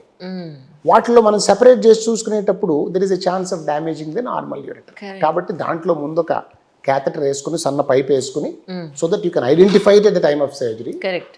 లాప్రోస్కోపీ చేసి దీన్ని కరెక్ట్ చేసాం. That child is doing well. It is first experience అని గుర్తుందా సార్ మీకు? అవునా? This is a great experience. First surgery ఈ ఆపరేషనే, పైలోప్లాస్టీయే. అవునా? యాక్చువల్గా మనం డిస్కస్ చేస్తుంటే మేము అనుకున్నాము, sir the surgery that I did not do అని ఒక పుస్తకం రాయొచ్చు, లేకపోతే ఒక ఆర్టికల్ రాయొచ్చు. 1998 సో నేను సీనియర్ రెసిడెంట్ అయ్యాను. అంటే ఫస్ట్ జూనియర్ రెసిడెంట్గా ఉంటాము, సీనియర్ రెసిడెంట్ అవుతాం మనం. సో సీనియర్ రెసిడెంట్ అయిన తర్వాత my professor, head of the department, professor Mitra అని ఇంకా ఉన్నారు, వారు ఆరోగ్యంగా ఉన్నారు, హైదరాబాద్ కూడా వస్తుంటారు అప్పుడప్పుడు. ఆయన ఆపరేషన్ థియేటర్లో ఆయన లిస్ట్ ఉంది, కేసు. నేను ఆయనతో ఉన్న సీనియర్ రెసిడెంట్ ఆ రోజు. ఇది ఎలా ఉంటుందంటే, ఎప్పుడు ఇది కన్సల్టెంట్లకి, అంటే టీచర్లకి, ట్రైనీస్కి సర్జికల్ ఫీల్డ్లో ఎప్పుడూ గొడవ జరుగుతుంటుంది. ఏంటిరా గొడవ అంటే, మీరు మాకు సర్జరీ ఛాన్సులు ఇవ్వట్లేదని ట్రైనీస్ అంటూ ఉంటారు, మేము మీకు ఇస్తున్నాము మీకు తెలియట్లేదని వాళ్ళు అంటూ ఉంటారు. ఇప్పుడు ఆ కన్సల్టెంట్ ప్రాబ్లం ఏంటి అంటే, ఎవరైతే మా బాస్ ఉన్నాడో వాళ్ళ ప్రాబ్లం ఏంటి, they are responsible for the trainees, they are also responsible for the patients. Correct. Surgical training should not harm the patient. Correct correct. అంతే కదా? అది ఎక్స్పెరిమెంట్ గా చేయడానికి లేదు. ఒకప్పుడు అమెరికాలో, ఒకప్పుడు 100 ఏళ్ల క్రితం అట్లాగా, అంటే సర్జరీలు ట్రైనింగ్ అయ్యేటప్పుడు వాళ్ళు ఏమనేవాళ్ళు అంటే, చాలా సింపుల్ అనమాట, C1 అసిస్ట్ 1 డూ 1. ఓహో. అంటే 3వ కేసు నువ్వు చేసేయటమే. ఓ మై గాడ్. ఒకటి చూడటం, ఒకటి అసిస్ట్ చేయటం, 3వది చేసేయటం కత్తించుకుని. అది కరెక్ట్ కాదు. Wrong concept. Wrong concept. So it has to be graded training ఉండాలి, డైడాక్టిక్ ట్రైనింగ్ అంటాను. సో అది వాళ్ళ బాధ. మా బాధ ఏంటి, నా ట్రైనింగ్ అయిపోయి నేను ఇప్పుడు హైదరాబాద్ వెళ్ళిపోతే అప్పుడు నాకెవడు ఉంటాడు హెల్ప్ చేయడానికి? కరెక్ట్. పేషెంట్ వస్తే నేనే ఆపరేట్ చేసుకోవాలి. సో ఇక్కడ చేయకుండా బయటికి పోయి నేనట్టు చేస్తానని నా గోల. కరెక్ట్. సో అంటే నేనని కాదు, రెసిడెంట్స్కి వాళ్ళకి మధ్యలో ఒక ఇది జరుగుతుంటుంది. కరెక్ట్. సో ఇప్పుడు ఏమవుతుంది, సో ఆయన వచ్చాడు, థియేటర్లోకి వచ్చారు. సో ఆయన వచ్చి 3 నెలల బేబీ, 3 months బేబీ, ఆడపిల్ల, ఒకటే కిడ్నీ ఉంది. మళ్ళీ చెప్తున్నా, ఇందాక 4 కిడ్నీలు అనుకున్నాం కదా, ఈ పిల్లకి ఒకటే కిడ్నీ ఉంది బై బర్త్. ఓకే. యాక్చువల్గా మీరు నమ్మరు, ప్రతి 500 నుంచి 1000 మంది పిల్లల్లో ఒకళ్ళు ఒకటే కిడ్నీతో పుడతారు. మీ దగ్గరకు చూస్తుంటే వాళ్ళు వస్తారు, సార్ మా వాళ్ళకి ఒకటే కిడ్నీ ఉంది సార్, స్కాన్లో ఆ కిడ్నీ నార్మల్గా ఉంటే ఏం పర్లేదమ్మా, they can live a normal life అని చెప్పి పంపించేస్తాం. ఓ కొన్ని మైనర్ ప్రికాషన్స్ అంటే ఫుడ్లో వాటిలో కొన్ని మైనర్ ప్రికాషన్స్ తీసుకుంటే చాలు, they can live on 1 kidney is sufficient for normal life. Okay. Parents చాలా వరీ అయిపోతుంటారు. ఇదే చెప్తారా, ఎగ్ టమాటా మిక్స్ చేయొద్దు? నేను ఒకటే ఎగ్జాంపుల్ చెప్తాను. 2 ఎడ్ల బండి మీద వేసే లోడు 1 ఎడ్ల బండి మీద వేయలేం కదా. కరెక్ట్. సో అందుకని ఎక్కువ లోడ్ పడేది కిడ్నీ మీద non vegetarian diet and salt. Oh so వీలైనంత వరకు నాన్ వెజిటేరియన్ మానేయండి. Fish okay, egg okay, non vegetarian మానేయండి. అలవాటు చేయొద్దు వాళ్ళకి. అలవాటు అయితే ఒకసారి మానడం కష్టం. చిన్నప్పటి నుంచే మనం అలవాటు చేయకపోతే సరిపోదు. కరెక్ట్. ఉప్పు వీలైనంత తక్కువ. రైట్. అంటే టేస్ట్ కోసం ఆబ్వియస్గా వేసుకోవాలి, ఉప్పు తినాలి, తినకుండా ఉండకూడదు. బట్ ఎక్స్ట్రా సాల్ట్, ఇప్పుడు సాల్టీ ఫుడ్స్, సాల్ట్ బిస్కెట్లు, చిప్స్, ఇవన్నీ కూడా అవాయిడ్ చేయడం. So anyway, so that baby had only 1 kid. Okay. That was obstructed. దానికి పీయూజీ అబ్స్ట్రక్షన్ ఉంది రైట్. ఆ కిడ్నీకి. ఓ సో వాళ్ళు సరే వచ్చాడు. ఆయన థియేటర్లోకి రాగానే ఆయనకి ఒక హ్యాబిట్ ఏంటంటే నీ అడుగుతాడు. అంటే he will ask all the details about the baby. Okay. ఎక్కడి నుంచి వచ్చారు, ఏ ఊరు దగ్గర నుంచి, హిమోగ్లోబిన్ ఎంత ఉంది, ఓకే, మొత్తం బ్లడ్ రిపోర్ట్ అడుగుతారు. తర్వాత అల్ట్రాసౌండ్ రిపోర్ట్ ఏంటి, ఆ స్కాన్ రిపోర్ట్ ఏంటి, and then he will ask you about this surgery plan ఏంటి, మనం ఏం సర్జరీ చేయదలుచుకున్నాము, ఎందుకు పోస్ట్ చేశారు ఈ బేబీని థియేటర్లో, రైట్, ఆ సర్జరీ స్టెప్స్ ఏమిటి, రైట్, మొత్తం he will ask you everything. If you answer well, he may give you a chance to do the operation. Okay. That is his ఆయన ప్రోటోకాల్. సో ఆ రోజు ఏదో వచ్చాడు, ఆయన అడిగాడు, చెప్పాను ఓకే. సో పहले ప్లాస్టిక్ అన్నా ఆయన, హా సార్ అన్నాను. తో కరో అన్నాడు. కరో నేను అన్నాను, sir I want to it, నేను చేయను సార్. ఆయనకి కోపం నశాలానికి అంటుంది. అయ్యో, నేను చేయమంటే మీరు నమ్మరు కానీ అసలు ఆ ఇన్స్టిట్యూట్స్లో అయితే భయంకరమైన ర్యాగింగ్ ఉంటుంది, మామూలుగా ఉండదు. అసలు డాక్టర్లకు అసలు ఎట్లా ఉంటుందంటే ఇన్స్టిట్యూట్స్లో, ఎస్పెషల్లీ సెంట్రల్ ఇన్స్టిట్యూట్స్లో అసలు పిండేస్తారు. ఇంకా వాళ్ళు తిట్లు కొట్టేవాడు. ఆయన ఆపరేట్ చేస్తుంటే ఎప్పుడన్నా ఆయన వచ్చి ఇన్స్ట్రుమెంట్ పట్టుకుని నకిల్స్ మీద కొట్టేవాడు. ఫట్ ఫట్ ఠీక్ సే కరో, ఠీక్ సే పకడో, ఠీక్ సే పకడో అంటే. So anyway, so it's okay, it's part of the game. So ఆయనకి కోపం నశాలానికి అంటుంది. మీరేమో సర్జరీ ఇవ్వమంటారు, మా మీద అభాండాలు వేస్తుంటారు, ఇస్తే చేయరు, ఇస్తేనేమో చేయరు, నీకేమో దమ్ములే చేయటానికి. ఇంకెట్లా తిట్టేవాడంటే లిటరల్గా, బేటా ఏ పీడియాట్రిక్ सर्जरी तेरे बस का बात नहीं है, तू हैदराबाद जाके पान शॉप खोल दो.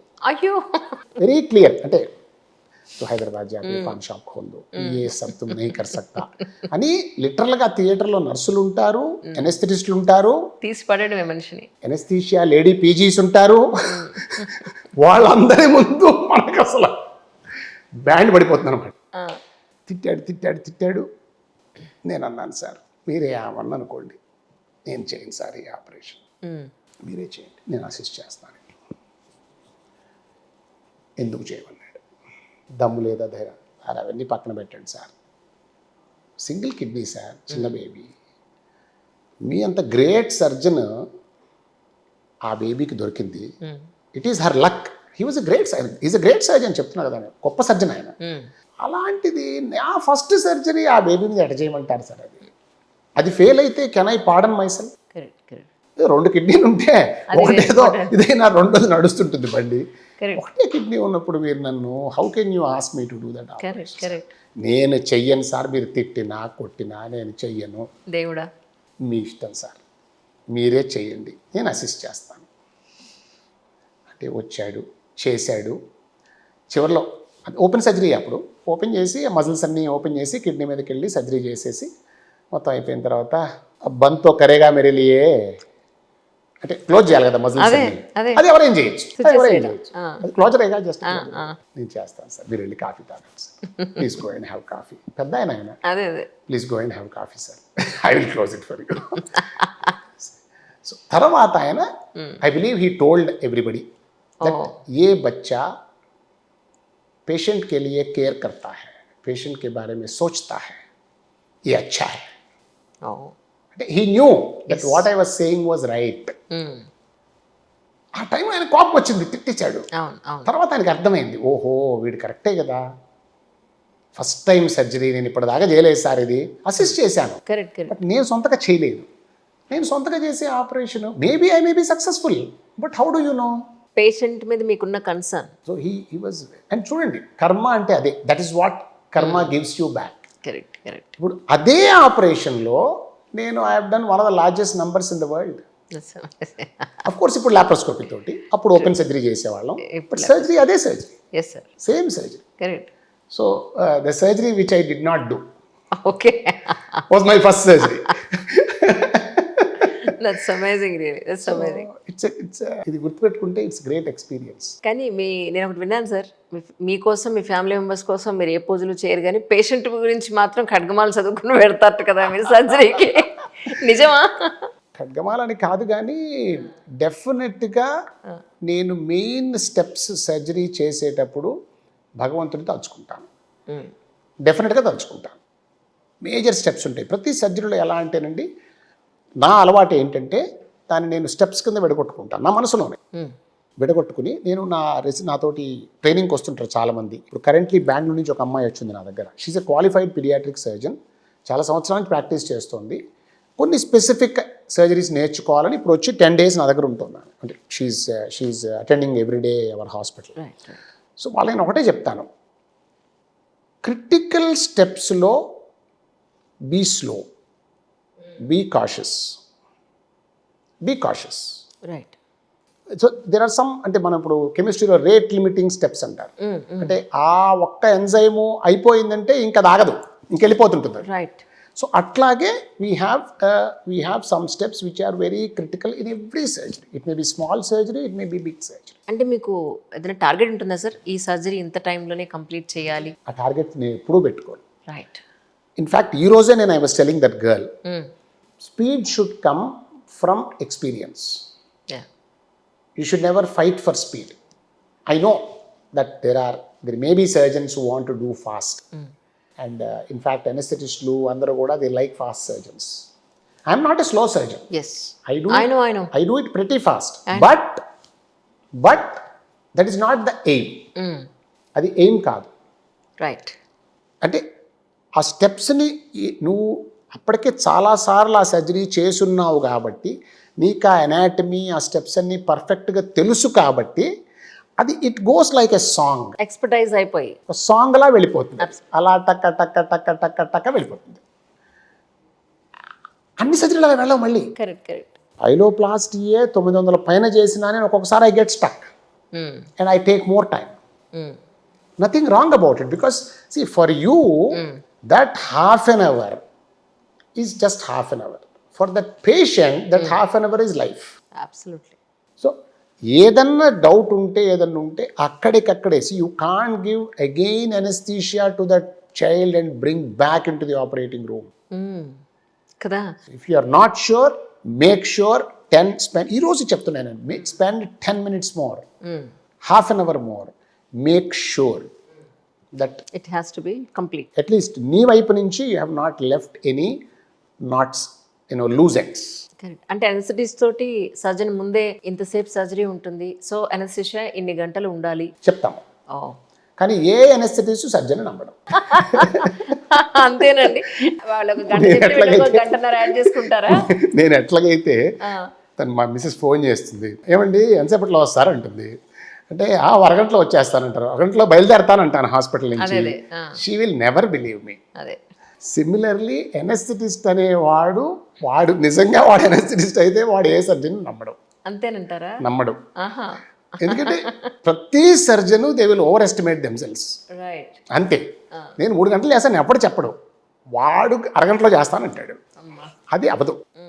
లక్కీగా ఏంటంటే ఎనస్థీషియా ఇప్పుడు ఎలా ఉంటుందంటే, అందరూ అనుకుంటారు కదా, ఒకటి పాత రోజులు అలా ఉండేది.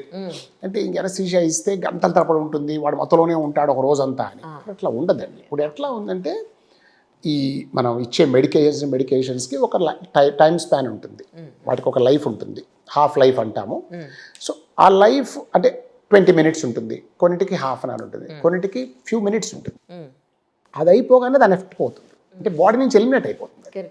జనరల్గా ఇప్పుడు సపోజ్ నేను పైలోప్లాస్టీ చేస్తే లాప్రోస్కోపీ తోటి approximately I take about 1 hour for my surgical time. There are people who take 6 hours 7 hours, I know that. అంటే ఇంకో విచిత్రం ఏంటంటే, నేను 50వ కేసు నుంచి ఇదే టైం తీసుకుంటున్నాను. that 1 hour you cannot improve. Correct. Okay, in one case you may do it in 45 minutes. In one case you may take 1 hour 15 minutes. Correct. But that average of 1 hour, you can, ఎందుకంటే ఆ steps అన్ని చేయాలి కదా. నేను I cannot short cut చేయలేను కదా నేను. Correct. So ఆ స్టెప్స్ అన్ని పర్ఫెక్ట్గా చేయాలంటే గంట పడుతుంది అప్రాక్సిమేట్. Got it. గంట తీసుకుంటాం. సో ఎనస్థెటిస్ట్ ఏం చేస్తారంటే ఫస్ట్ డోస్ ఇస్తారు, 15-20 మినిట్స్ తర్వాత బేబీ కొంచెం మళ్ళీ రికవర్ అవుతుందంటే నెక్స్ట్ డోస్ ఇస్తారు. అంటే ఎలా తెలుస్తుంది మీకు రికవర్ అవుతుందని? మానిటర్ తెలుస్తుంది, pulse. Pulse monitor. Baby spontaneous breathing start అవుతుంది. నార్మల్గా అయితే spontaneous breathing under general anaesthesia ఉండదు, రైట్. కంప్లీట్లీ ప్యారలైజ్డ్ ఉంటుంది కదా. It is the machine which will give the breath. Sometimes general anaesthesia క్యాన్లాలోంచి ఎనస్థీషియా ఇస్తారు, సమ్ టైమ్స్ మాస్క్. మాస్టర్ ఈ difference ఏంటండి? అంటే ఏదైనా పర్టికులర్గా వీటికి ఇలాంటి వాటికి ఇది ఇవ్వాలని ఏమైనా ఉంటుందా? ఏమి లేదమ్మా, అంటే ఎయిర్వే కంట్రోల్ తీసుకోకుండా, అంటే మన బ్రీతింగ్ మనకు వదిలేసి చిన్న ప్రొసీజర్ ఉంది అనుకోండి. ఇప్పుడు సపోజ్ ఐ హ్యావ్ టు చీమ్ వచ్చింది ఎవరికన్నా, I have to just drain an apses. Apses అంటాం మనం, చీమగడ్డ. నేను దాన్ని ఓపెన్ చేసి పస్ తీసేసి క్లీన్ చేయాలి. ఎంతసేపు పడుతుంది? 5 నిమిషాలు పడుతుంది ప్రొసీజర్, 5-10 నిమిషాలు. దానికి ఎయిర్వే కంట్రోల్ తీసుకోవాల్సిన అవసరం ఉండదు. ఆ టైంలో ఆ పిల్లవాడు కదలకుండా, వాడికి నొప్పి తెలియకుండా ఉంటే చాలు. సో దానికి ఏం చేస్తారంటే కొన్ని types of anaesthesia, they are usually intravenous. Okay. Intravenous కొన్ని మెడికేషన్స్ ఇస్తే వాడు సైలెంట్ అయిపోతాడు, నొప్పి తెలియదు, కదలరు, but they will be breathing on their own. Correct. Oxygen support అవసరమైతే ఇస్తారు, రైట్. అంతే. మరి మాస్క్ ద్వారా ఏమవుతుంది? అది mask oxygen, mask is usually oxygen. Right. ఒక్కొక్కసారి అవసరమైతే you can give some anaesthetic gases also through the mask to keep them further down. Okay. కానీ దాంతో రిస్క్ ఏంటంటే ఆ గ్యాస్ కొంచెం ఎక్కువ అయిందంటే వాడు బ్రీతింగ్ మానేస్తాడు. Oh my God. So if you are giving a general anaesthesia through a mask, okay, through even ఐవీలో కూడా మీకు ఒక్కొక్కసారి వాళ్ళు బ్రీతింగ్ డౌన్ అవ్వచ్చు, ఈవెన్ ఐవీతో కూడా. మీరు ఏవి ఇచ్చినా కానీ strict monitoring of the breathing and everything is essential. In fact నన్ను అడిగితే ప్యారలైజ్ చేసి లంగ్స్లో గొట్టం వేసేసి ట్యూబ్ వేసేసి ఎనస్థీషియా ఇవ్వటము సేఫెస్ట్. ఎందుకంటే వాళ్ళు తీసుకుంటారో తీసుకోరో తెలియకుండా మనం ముందే ప్రిపేర్ అయిపోండి. కాకపోతే చిన్న చిన్న ప్రొసీజర్స్ కదా, ఇట్స్ ఓవర్ కిల్ కదా. అందుకని ఎనస్థెటిస్ట్ వదిలేస్తాం మేము, వాళ్ళు చూస్ చేసుకుంటారు.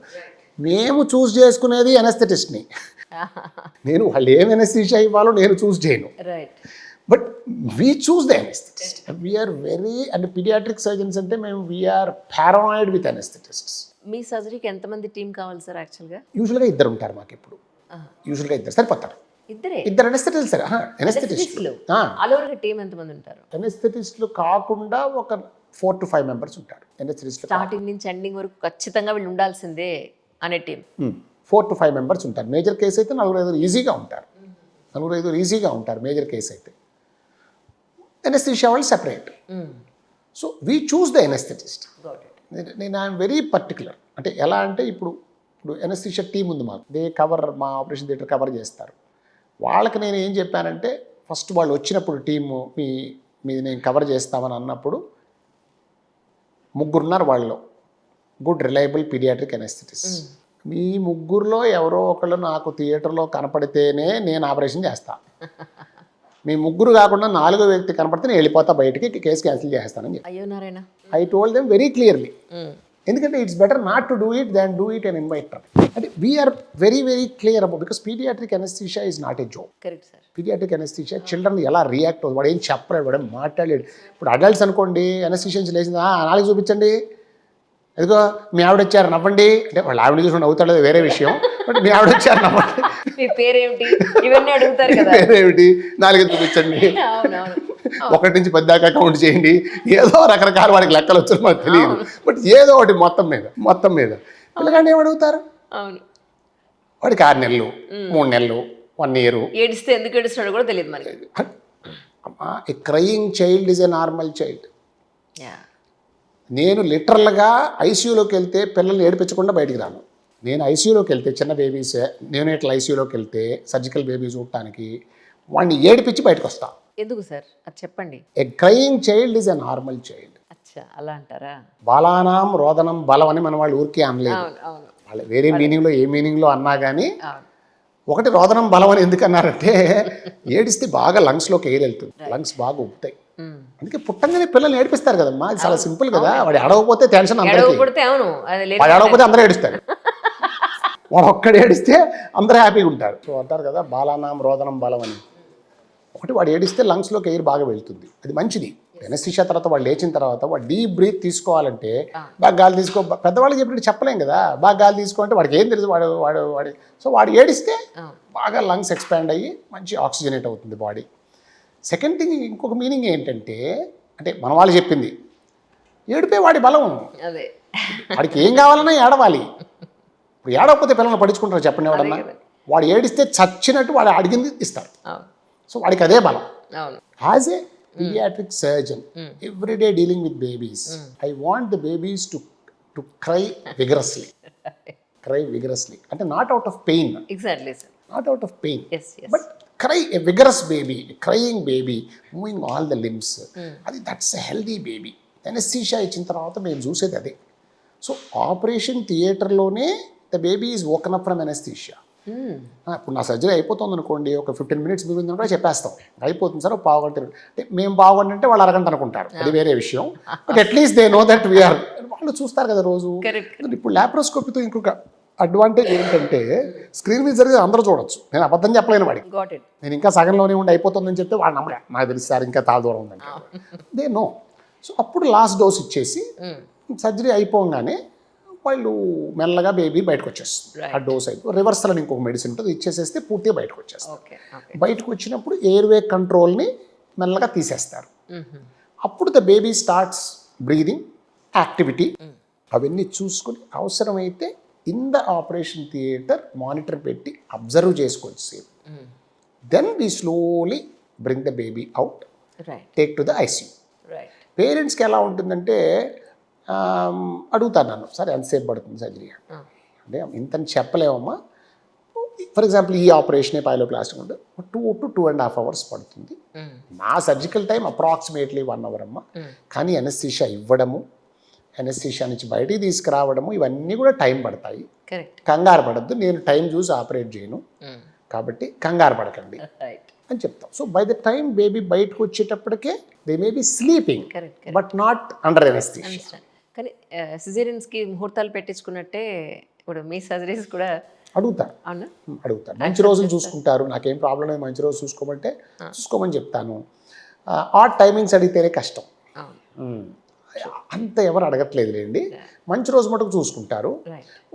ఒక ఇది చెప్తారు, ఒక రేంజ్, మా వాడికి 11 నుంచి 12 మధ్యలో తీసుకుంటే బాగుంటుంది అంటారు. పోన్లేమ్మా అలా అయితే నో ప్రాబ్లం, చేసేస్తామని అది జరుగుతుంది. వాట్ ఈజ్ ఎగ్జాక్ట్లీ హైపోస్పీడియా అంటే ఏం చెప్తారు సార్? హైపోస్పేడియాస్ అంటే, ఇప్పుడు పీడియాట్రిక్ యూరాలజీ అని మనం అనుకున్నాం కదా, పీడియాట్రిక్ యూరాలజీలో it is the main defining case in paediatric urology. అంటే మీరు పీడియాట్రిక్ యూరాలజిస్ట్ అని చెప్పాలంటే వాడు మ్యాక్సిమం హైపోస్పేడియాస్ వాడి వర్క్లో ఒక ముఖ్య భాగం అయి ఉండాలి. ఎందుకంటే అది చాలా కామన్ ప్రాబ్లం కాదు. So again it's a manufacturing defect of the penis. ఆబ్వియస్గా ఆడపిల్లలో రాదు. There is something called as female hypospadias which is extremely rare. అంటే యూరినరీ ఓపెనింగ్ సపరేట్గా ఉండకుండా వెజైనా లోపలికి ఓపెన్ అవుతుంది. నేను చూశాను కొన్ని కేసులు. They are extremely difficult to diagnose. when somebody tries to put a catheter, that is when they realize that idendra babu అని చెప్పి a catheter వెళ్ళదు అంతకేను. So they are uncommon, rare. But basically hypospadias అంటేనే male. ఇది ఎందుకు చెప్తున్నానంటే, నా patients కొంతమంది అడుగుతారు పాపం, వాళ్ళు పుట్టిన తర్వాత బేబీని తీసుకొస్తారు, హైపోస్పేడియాస్ ఉంటుంది. వాళ్ళు అడుగుతారు, సార్ ఇది పుట్టక ముందు చెప్పలేరా, యాంటీనేటల్గా చెప్పలేరా? సర్జరీ కాదు, సర్జరీ మనం పుట్టక ముందు చేయమనుకోండి. అంటే కొన్నింటికి హార్ట్లో ఏదైనా ప్రాబ్లం ఉంటే చేస్తున్నారు కదా. హార్ట్లో చేయట్లేదు, ఫీటల్ సర్జరీ అంటాం మనం. ఇది ఒకప్పుడు అంటే 30 ఏళ్ల క్రితం అమెరికాలో చాలా పాపులర్ అయింది. 30-40 ఏళ్ల క్రితం అమెరికాలో మైకెల్ హ్యారిసన్ అని ఒకడు ఉండేవాడు. Is a paediatric surgeon. అంటే నేను మామూలుగా అంటాను, తొండ ముదిరి ఓసర వెళ్ళైనట్టు పీడియాట్రిక్ సర్జన్ ముదిరి ఫీటల్ సర్జన్ అవుతాడని. You know he was a paediatric surgeon. అతను ఫీటల్ సర్జరీ చేసేవాడు. స్టార్ట్ చేశాడు అతను. He started one of the first programmes in fetal surgery. అప్పుడు చాలా ఎంతూజియాజం వచ్చింది. అసలు అదరగొట్టేస్తాం. Foetal surgery 2 రకాలండి. ఒకటి లైఫ్ థ్రెటనింగ్ ప్రాబ్లమ్స్కి, అంటే ఈ బేబీకి ఈ పర్టికులర్ లోపల ఉన్న ప్రాబ్లం వల్ల ఆర్గన్స్ చెడిపోతాయి పుట్టే టైంకి. అంటే పుట్టక ముందే ఆ ప్రాబ్లం రిలీవ్ చేసి ఆ ఆర్గాన్ డ్యామేజ్ని ఆపడం, అదొక రకమైన ఇండికేషన్. సెకండ్ ఇండికేషన్ ఏంటి అంటే ఇప్పుడు ఆ ఇండికేషన్కి ఎవరు చేయట్లేదు, బట్ ఒకప్పుడు ఫీటస్లో అంటే పొట్టలో ఉన్న గర్భస్థ శిశువులో వూండ్స్ అనేవి they won't heal with a scar. వాళ్ళకి స్కార్ ఉండదు. మనం ఫీటస్కి ఇట్లా కట్ చేస్తే it will heal without a scar. అరే బా, సీరియస్లీ? ఎస్, అద్భుతం కదండి. అద్భుతమే. So fetal wounds heal without a scar. So ఇంకేముందిరా అసలు, ఈ కాస్మెటిక్ సర్జరీలు కూడా చేద్దాం ఫీటస్లో. అంటే క్లెఫ్ట్ క్లిప్ ఉంటుంది, గ్రహణం చాలా కామన్గా క్లెఫ్ట్ క్లిప్. అది పుట్టిన తర్వాత ఆపరేషన్ చేస్తే మీరు ఎంత గొప్పగా చేసినా కానీ స్కార్ ఉంటుంది, ఇన్ఎవిటబుల్ స్కార్ ఉంటుంది. ఇది మగవాళ్ళు అయితే మేసంతో కవర్ చేసుకోవచ్చు, బట్ ఆడవాళ్ళకి కష్టం. సో మీరు గ్రహణం మొర్రి పొట్టలో ఉండగానే రిపేర్ చేసేస్తే the baby will be born with normal lip, scarless lip. ఇట్లాంటి కొన్ని, కానీ అది ఆ ఎంతూజియాజం బాగా తగ్గిపోయింది. ఎందుకంటే there are so much of ethical, legal issues. Because you are disturbing the mother, you're disturbing the environment of the mother. Correct. You have to open the uterus. The mother has to undergo చాలా major surgery. Mother undergo అవ్వాలి. ఒకసారి మీరు uterus open చేసి surgery చేశారంటే కంపల్సరీగా delivery has to be by caesarean. You cannot go for normal delivery because that uterus has become weak. That will just burst if you try for normal delivery. Absolutely. So వాళ్ళకి అసలు pains రానివ్వకూడదు. And మీరు ఆ యూట్రస్ని stimulate చేశారంటే, cut చేస్తారు కొడతారు కదా, stimulate చేశారంటే యూట్రస్ని, they can go into premature labour. దానికి మళ్ళీ మందులు ఇచ్చి ఆ ప్రీమెచ్యూర్ లేబర్ని అరికట్టి, సో చిన్న చిన్న వాటికి నిజంగా ఇది అవసరమా? కాదు. సో ఇప్పుడు ఆ ఒరిజినల్గా ఫీటల్ సర్జరీలో ఉండే ఎంతూజియాజము, అంటే ఆయన ఎట్లా ఉండేవాడంటే మైకేల్ హారిసన్ గొప్పవాడు, ఈజ్ ఎ గ్రేట్ మ్యాన్, అంటే somebody who thought much beyond his time కదా. అంటే ఆయన ఎట్లా ఉండేవాడంటే పుట్టిన తర్వాత బేబీని తీసుకెళ్తే యు ఆర్ టూ లేట్ అనేవాడు. Something like that. చాలా లేట్ చేశారండి. అయ్యో, పుట్టిన తర్వాత తీసుకెళ్తే అది పుట్టిన బేబీకి ఇట్లా ఉందని తీసుకెళ్తే లేట్ అయిపోయింది, మీరు 4 నెలల ముందు వచ్చింది టైప్ ఇట్లా ఏదో. ఇప్పుడు స్కూల్లో అడ్మిషన్కి అతను పుస్తకం రాశారు, ది అన్బార్న్ పేషెంట్ అని పుస్తకం రాశాడు ఆ రోజుల్లోనే. బట్ ఏమైందంటే మెల్లగా ఎంతూజియాజం తగ్గుతూ ఇప్పుడు అంటే మనకేమంటారంటే there is a saying in English, when you pour coffee first let the froth settle అంటారు. అది అడిగిన తర్వాత లోపల ద్రవం ఏముందో మనకు తెలుస్తుంది, అసలు విషయం తెలుస్తుంది. ఎగ్జాక్ట్లీ అందులో ఏముందో, ఒట్టి గాలే ఉందా, కింద కొంత కాఫీ కూడా ఉందా. సో అలాగే ఏమైందంటే ఆ ఎక్స్పీరియన్స్ తోటి people have tone down. So ఇప్పుడు ఫీటల్ సర్జరీ అనేది కొన్ని స్పెసిఫిక్ సెంటర్స్లో, అన్ని సెంటర్స్లో చేయట్లేదు. యూరోప్లో, బ్రెజిల్లో కూడా చేస్తున్నారు, యూరోప్లో చేస్తున్నారు, అమెరికాలో కొన్ని స్పెసిఫిక్ ప్రాబ్లమ్స్కి మటుకు చేస్తున్నారు. అంటే లైఫ్ థ్రెటనింగ్, ఇంక ఇది ఆపరేషన్ చెయ్యకపోతే ఈ బేబీ బయటకు వచ్చాక బతకదు అనే దానికి you go in, take the chance, the parents are okay with it, take the chance, go and correct it. So ఇండియాలో నాకు తెలిసి పెద్దగా చిన్న ప్రొసీజర్స్ చేస్తున్నారు, కానీ మేజర్ ఫీటల్ సర్జరీ ఎవరు చేయట్లేదు. రైట్. కానీ సార్ అంటే మీరు ఆల్మోస్ట్, సో ఇప్పుడు నన్ను క్వశ్చన్, మనం ఎక్కడి నుంచి వచ్చామంటే హైపోస్పీడియాస్ నుంచి వచ్చాం. అవును సార్. సో నన్ను వీళ్ళు క్వశ్చన్ అడుగుతారు పేరెంట్స్, సార్ ఇది పుట్టక ముందే మాకు తెలియలేదే, అంటే తెలీదా, స్కాన్ చేసిన వాళ్ళు చెప్పలేదే అంటారు. ప్రాబ్లం ఎక్కడ వస్తుందంటే మీరు స్కాన్ చేసిన వాళ్ళకి హైపోస్పీడియాస్ అనేది కనపడుతుంది. They can make out the penis, they can make out the testicles. Male female చెప్పేస్తారు కదా, మేల్ ఫీమేల్ చెప్పేటప్పుడు ఇది కూడా చెప్పచ్చు.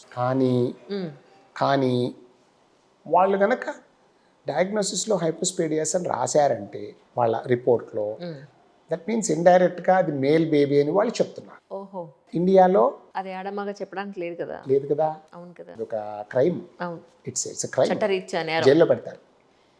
కాబట్టి ఏం మాట్లాడరు, చెప్పరు. అయ్యయ్యో, దీనివల్ల ఇది మైనస్ చెప్పరు. ఆఫ్ కోర్స్ చెప్పినా చేసేది ఏం లేదు, వేరే విషయం అనుకోండి, బట్ చెప్పరు. సో పుట్టిన తర్వాత it is a manufacturing defect. So ఇందులో ఒక్కటే ప్రాబ్లం ఏంటంటే అంటే దీని గురించి పెద్దగా అవగాహన లేదు. ఇప్పుడు మనకి నాకు అదే ఆశ్చర్యం వేస్తుంది. మీరు చూస్తే ఇన్ని సర్జరీలు చేస్తున్నారు, ఇంత మీరు నాలెడ్జ్ షేరింగ్ చేస్తున్నారు, బట్ జనాల్లో దీని గురించి పెద్ద అవేర్నెస్ లేదు. మా వాడికి ఈ ప్రాబ్లం ఉందని ఎవరు ఓపెన్గా చెప్పడానికి కూడా ముందుకు రారు. ఇవి రిజిస్టర్ అవుతాయా కావా అనేది కూడా డౌటే. దానివల్లే అవేర్నెస్ లేదు. ఎగ్జాక్ట్లీ. ఎందుకంటే ఒక బేబీకి ఏదో హార్ట్ ప్రాబ్లం మనం కామన్గా ఏదో ఇప్పుడు ఏంటంటే హార్ట్కి చాలా పెద్ద ఇది చేసేసి హార్ట్లో హోల్ ఉందంటే దానికి ఏదో పెద్ద ఇదని దానికి సర్జరీ చేయాలని చెప్పి యూనో చాలా స్కీములు పెట్టేసి దానికి ఏదో డొనేషన్లు చేసేసి ఇట్స్ గుడ్. బట్ ఒక రకంగా చూస్తే these are much bigger problems than those and these are more common. My God, more common. ఇప్పుడు మనం పీడియాట్రిక్ యూరాలజీ అనుకున్నాం కదా. అవును సార్. సో యూరాలజీ అనేది it deals with both urological and genital tract. దాన్ని యాక్చువల్లీ యూరోజెనిటల్ అంటారు. Commonest abnormalities అంటే ఒక బేబీ పుట్టక ముందు బేబీకి అల్ట్రాసౌండ్ స్కాన్లో కామనెస్ట్ అబ్నార్మాలిటీ ఏది కనపడేది అంటే కిడ్నీలో వాపు. ఓహో. 1 to 2 out of every 100 babies. ఎందుకంటారు?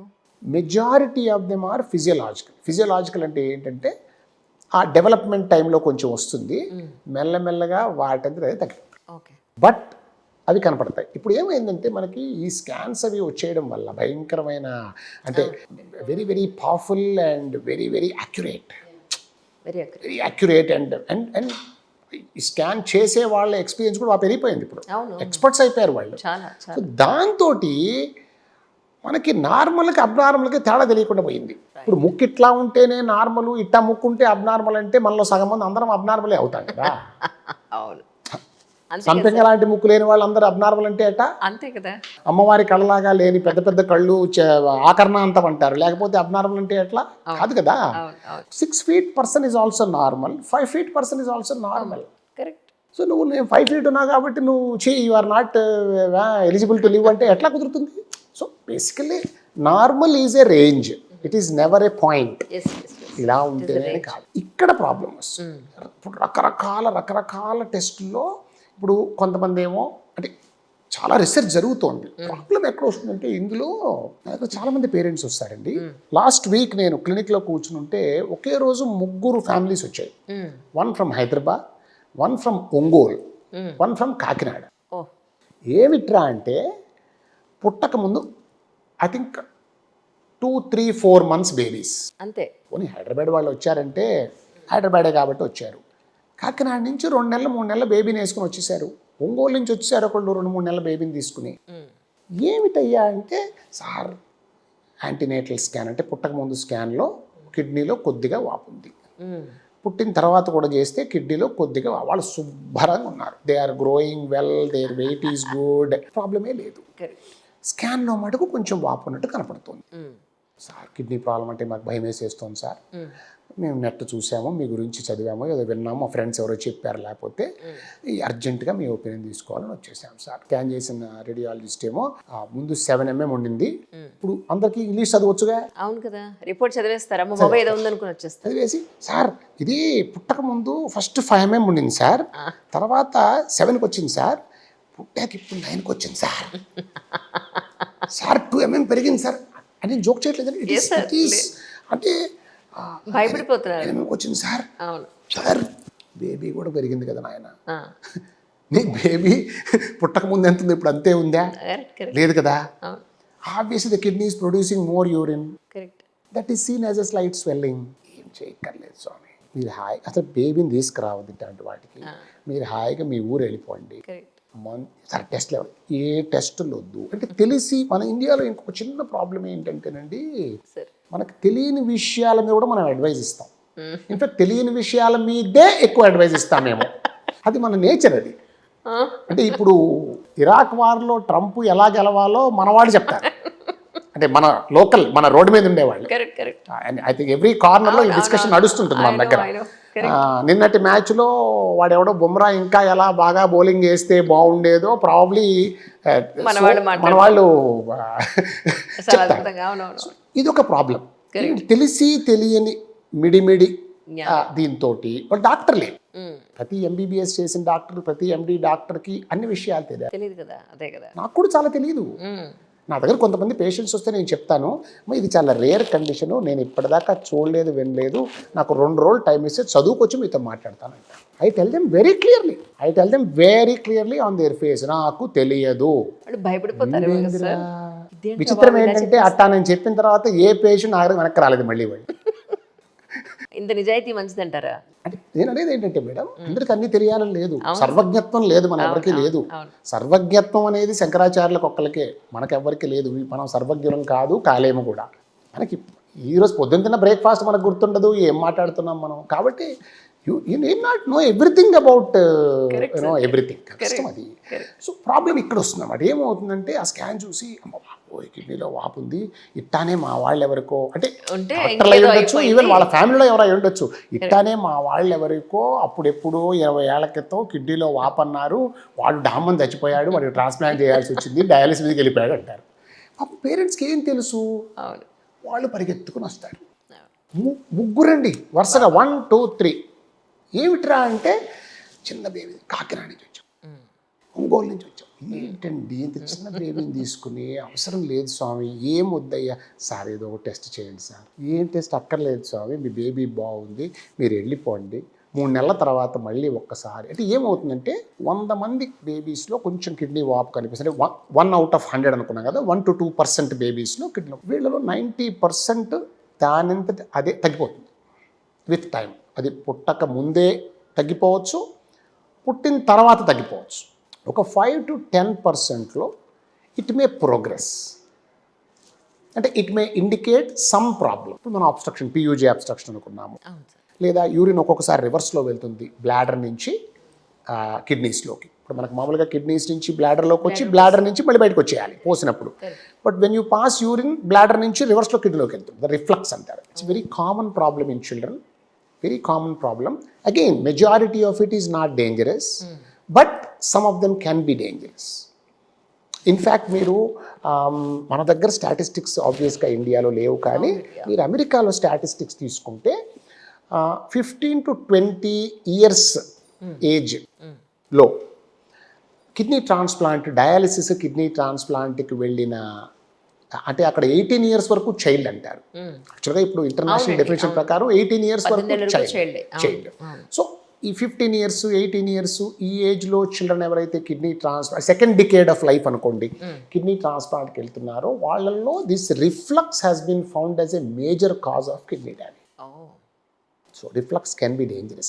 Not all reflux is. Problem is an expert only can tell you which reflux is dangerous, which is not. Correct. That is the problem. ఇప్పుడు అక్కడికే వస్తున్నాం మళ్ళీ నేను. ఇప్పుడు you should be able to differentiate between a normal variation versus an abnormality. Correct. Everything is not abnormal. Correct, sir.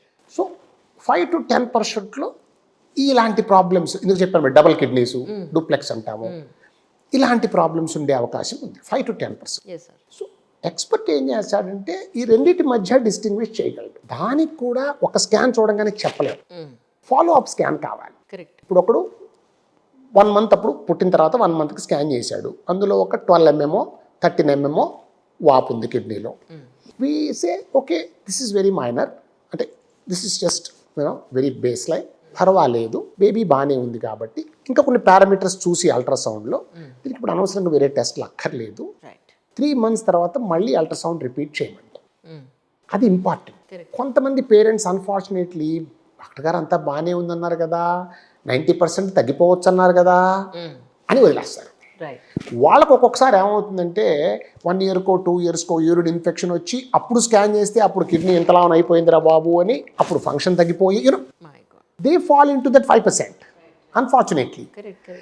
నా problem ఏంటంటే ఎవరు ఆ 5-10%లో ఉంటారు, ఎవరు 90%లో ఉంటారు అనేది నేను చెప్పాలంటే నాకు ఫాలో అప్ కావాలి. సో అందుకని అందరికీ ఒకటే ఫాలో అప్ చేస్తాం, అనవసరమైన టెస్టులు చెయ్యము. బట్ అల్ట్రాసౌండ్ మళ్ళీ 3 నెలల తర్వాత చెయ్యండి అని చెప్తాం. సో వీళ్ళ ముగ్గురికి నేను చెప్పింది ఒకటే, ఏమీ లేదు, it is minor, but don't neglect it.